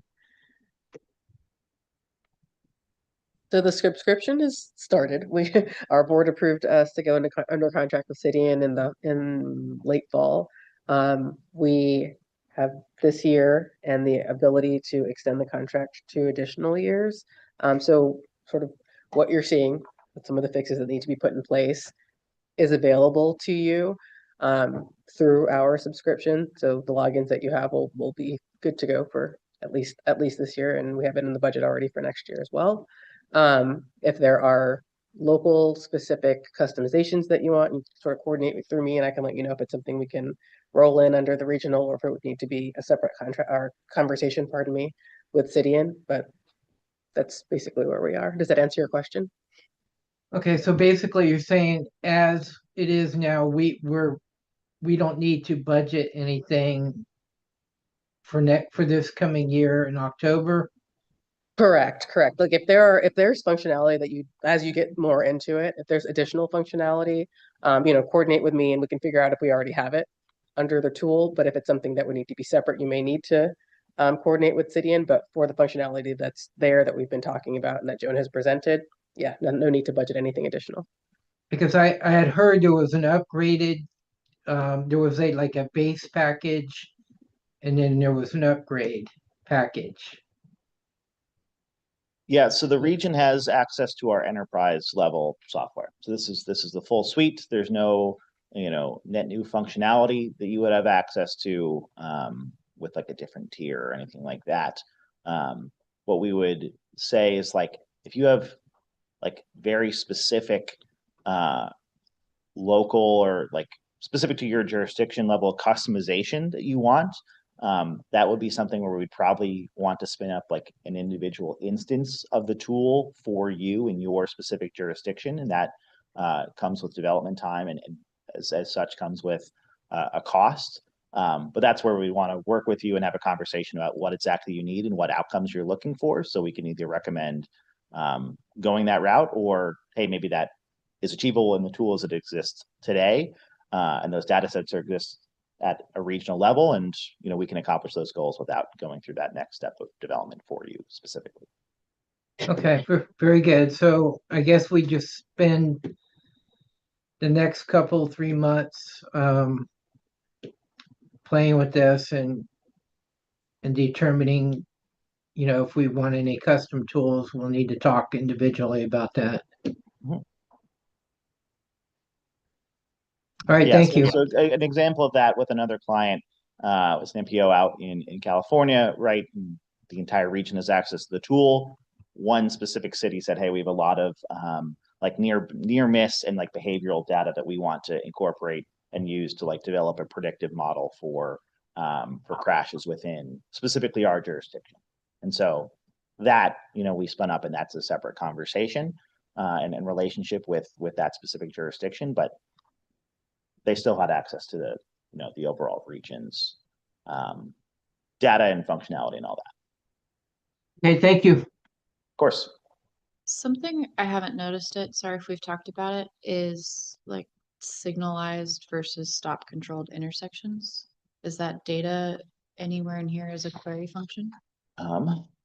Let's take a look. So that's going to be tied to that base data, and I don't know if you're looking at the webinar chat, but it looks like Shad had a similar question just a second ago. So you guys are aligned. Find my mouse.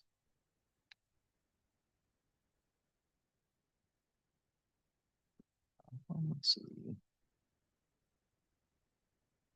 Yeah. So, this is maybe a place where, right, we can think about nomenclature, right? If this is not like an intuitive spot, but each of those nodes, right, which is where segments connect, right? Could be an intersection, could be a traffic circle. We have the ability to start to query for things there. When it comes to signalize, let's see, after this runs. A place I'd point you to if you're like, okay, where does this filter exist? Where does it exist? Is this kind of natural language search up here? I'll try it in a second, but if I start to type in intersection, it should pop up with the filter node type and then for like intersection as a filter option. Maybe we'll look for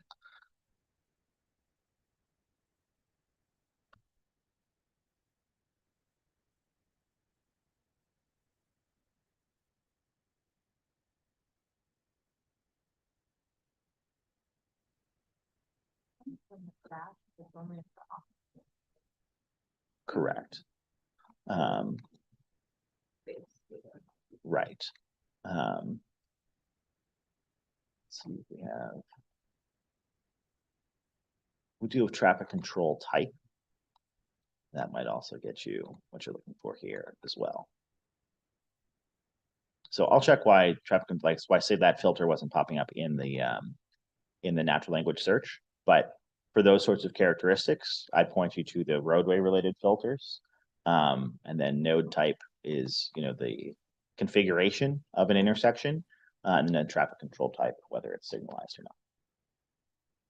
So right now this is signalized four-way intersections.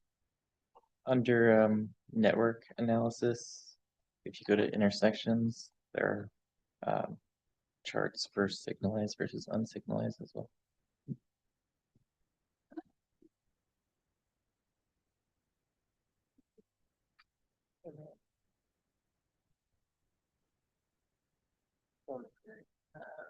So Shad had a question. I don't think you answered it yet, but in a query, how can I download the data?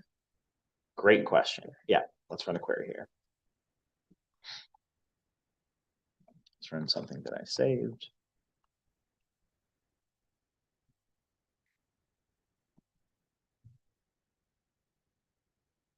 All right. So here's our query. If we want to save a specific chart, we go to the kind of icon, hamburger icon up here, can download that chart. It's a PNG or another file format. If I go to the table of all the crashes that have been queried for here, I can export this table itself. Can choose the file type that you'd like to do. Based on the size of the file, it's going to email me a link to download as opposed to just automatically download in the browser. I'm not quite sure what that threshold is, but queries over a certain size just it messes with the memory usage of the browser itself. So it's easier to just email you the file instead. Click that, and in a couple of minutes, I'm going to get a link to download that file to my email that's tied to this user, right? So whatever email you use to log in, and it's essentially your username would be that email that is getting those email. This table emailed to it. Does that answer your question, Chad?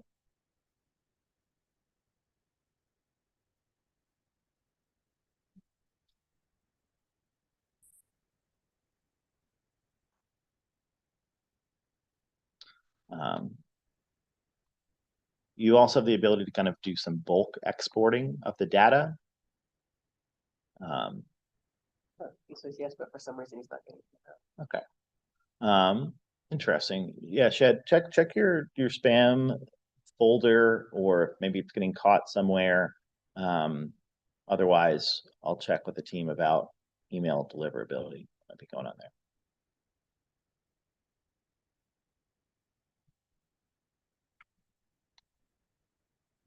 Shad, one of the ones that you had to send a separate email to yesterday. That's what I'm trying to recall. I know Teresa was handling a lot of that, but I will follow up there.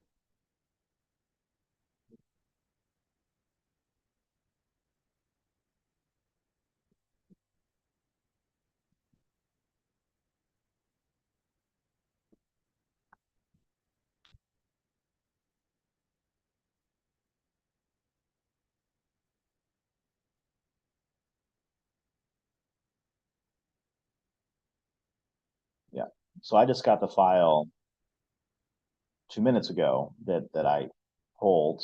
I don't know if you use Outlook or what have you. It did for me pull into my other as opposed to focused view, but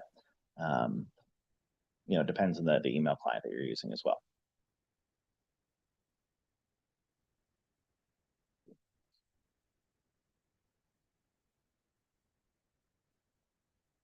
Excellent.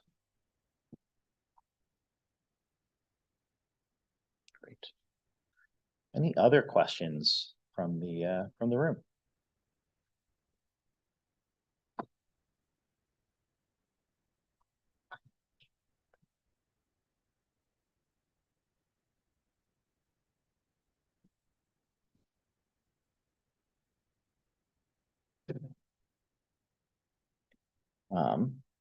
Well, excellent. When it comes to ongoing support, again, myself and team are here. Our dedicated account team assigned to you all. We think it's important to be there both during the onboarding process, but also continue on because we now understand, right, the idiosyncrasies of how these teams work together, right, in the region. We'll be following up with a couple of different resources from a kind of a continuing education standpoint, so expect that to come through, as well as reports on some of the base data fixes that need to be pushed out. So we'll be having some conversations with the MetroPlan base data or GIS team, get those in the tool and then push those out. You'll see both a notification within the tool when we make updates, as well as we'll send out some personalized email communication to everybody as well. Let us know if you have any, talk about adding additional users earlier. Let the team know if you need additional folks, but also let us know if there's specific workflows that you're interested in. Right, we've really worked with the whole gambit of folks that are involved in this traffic and transportation safety field. Right, whether that's on the enforcement side, or are you all doing more of that strategic planning? So let us know. I'm happy to map functionality to use cases, functionality to workflows, such that again, this be an impactful tool for everybody that has access. Other than that, I think folks know where to find me at this point. We'll stick around for a little bit if you have individual questions, but I think we can kind of wind down the stream aspect of this, and yeah, appreciate everyone's time and attention and thoughtful questions and engagement these last 2 days. Sincerely, thank you. All right, thank you, Jonah. Thank you, everyone, for joining us. We'll be in the room for a little bit longer. I think we're going to probably close down the live stream and the Zoom feed here. If anyone has any questions online, you can email me. I'll be working with Jonah directly, and then we'll be here for a little bit.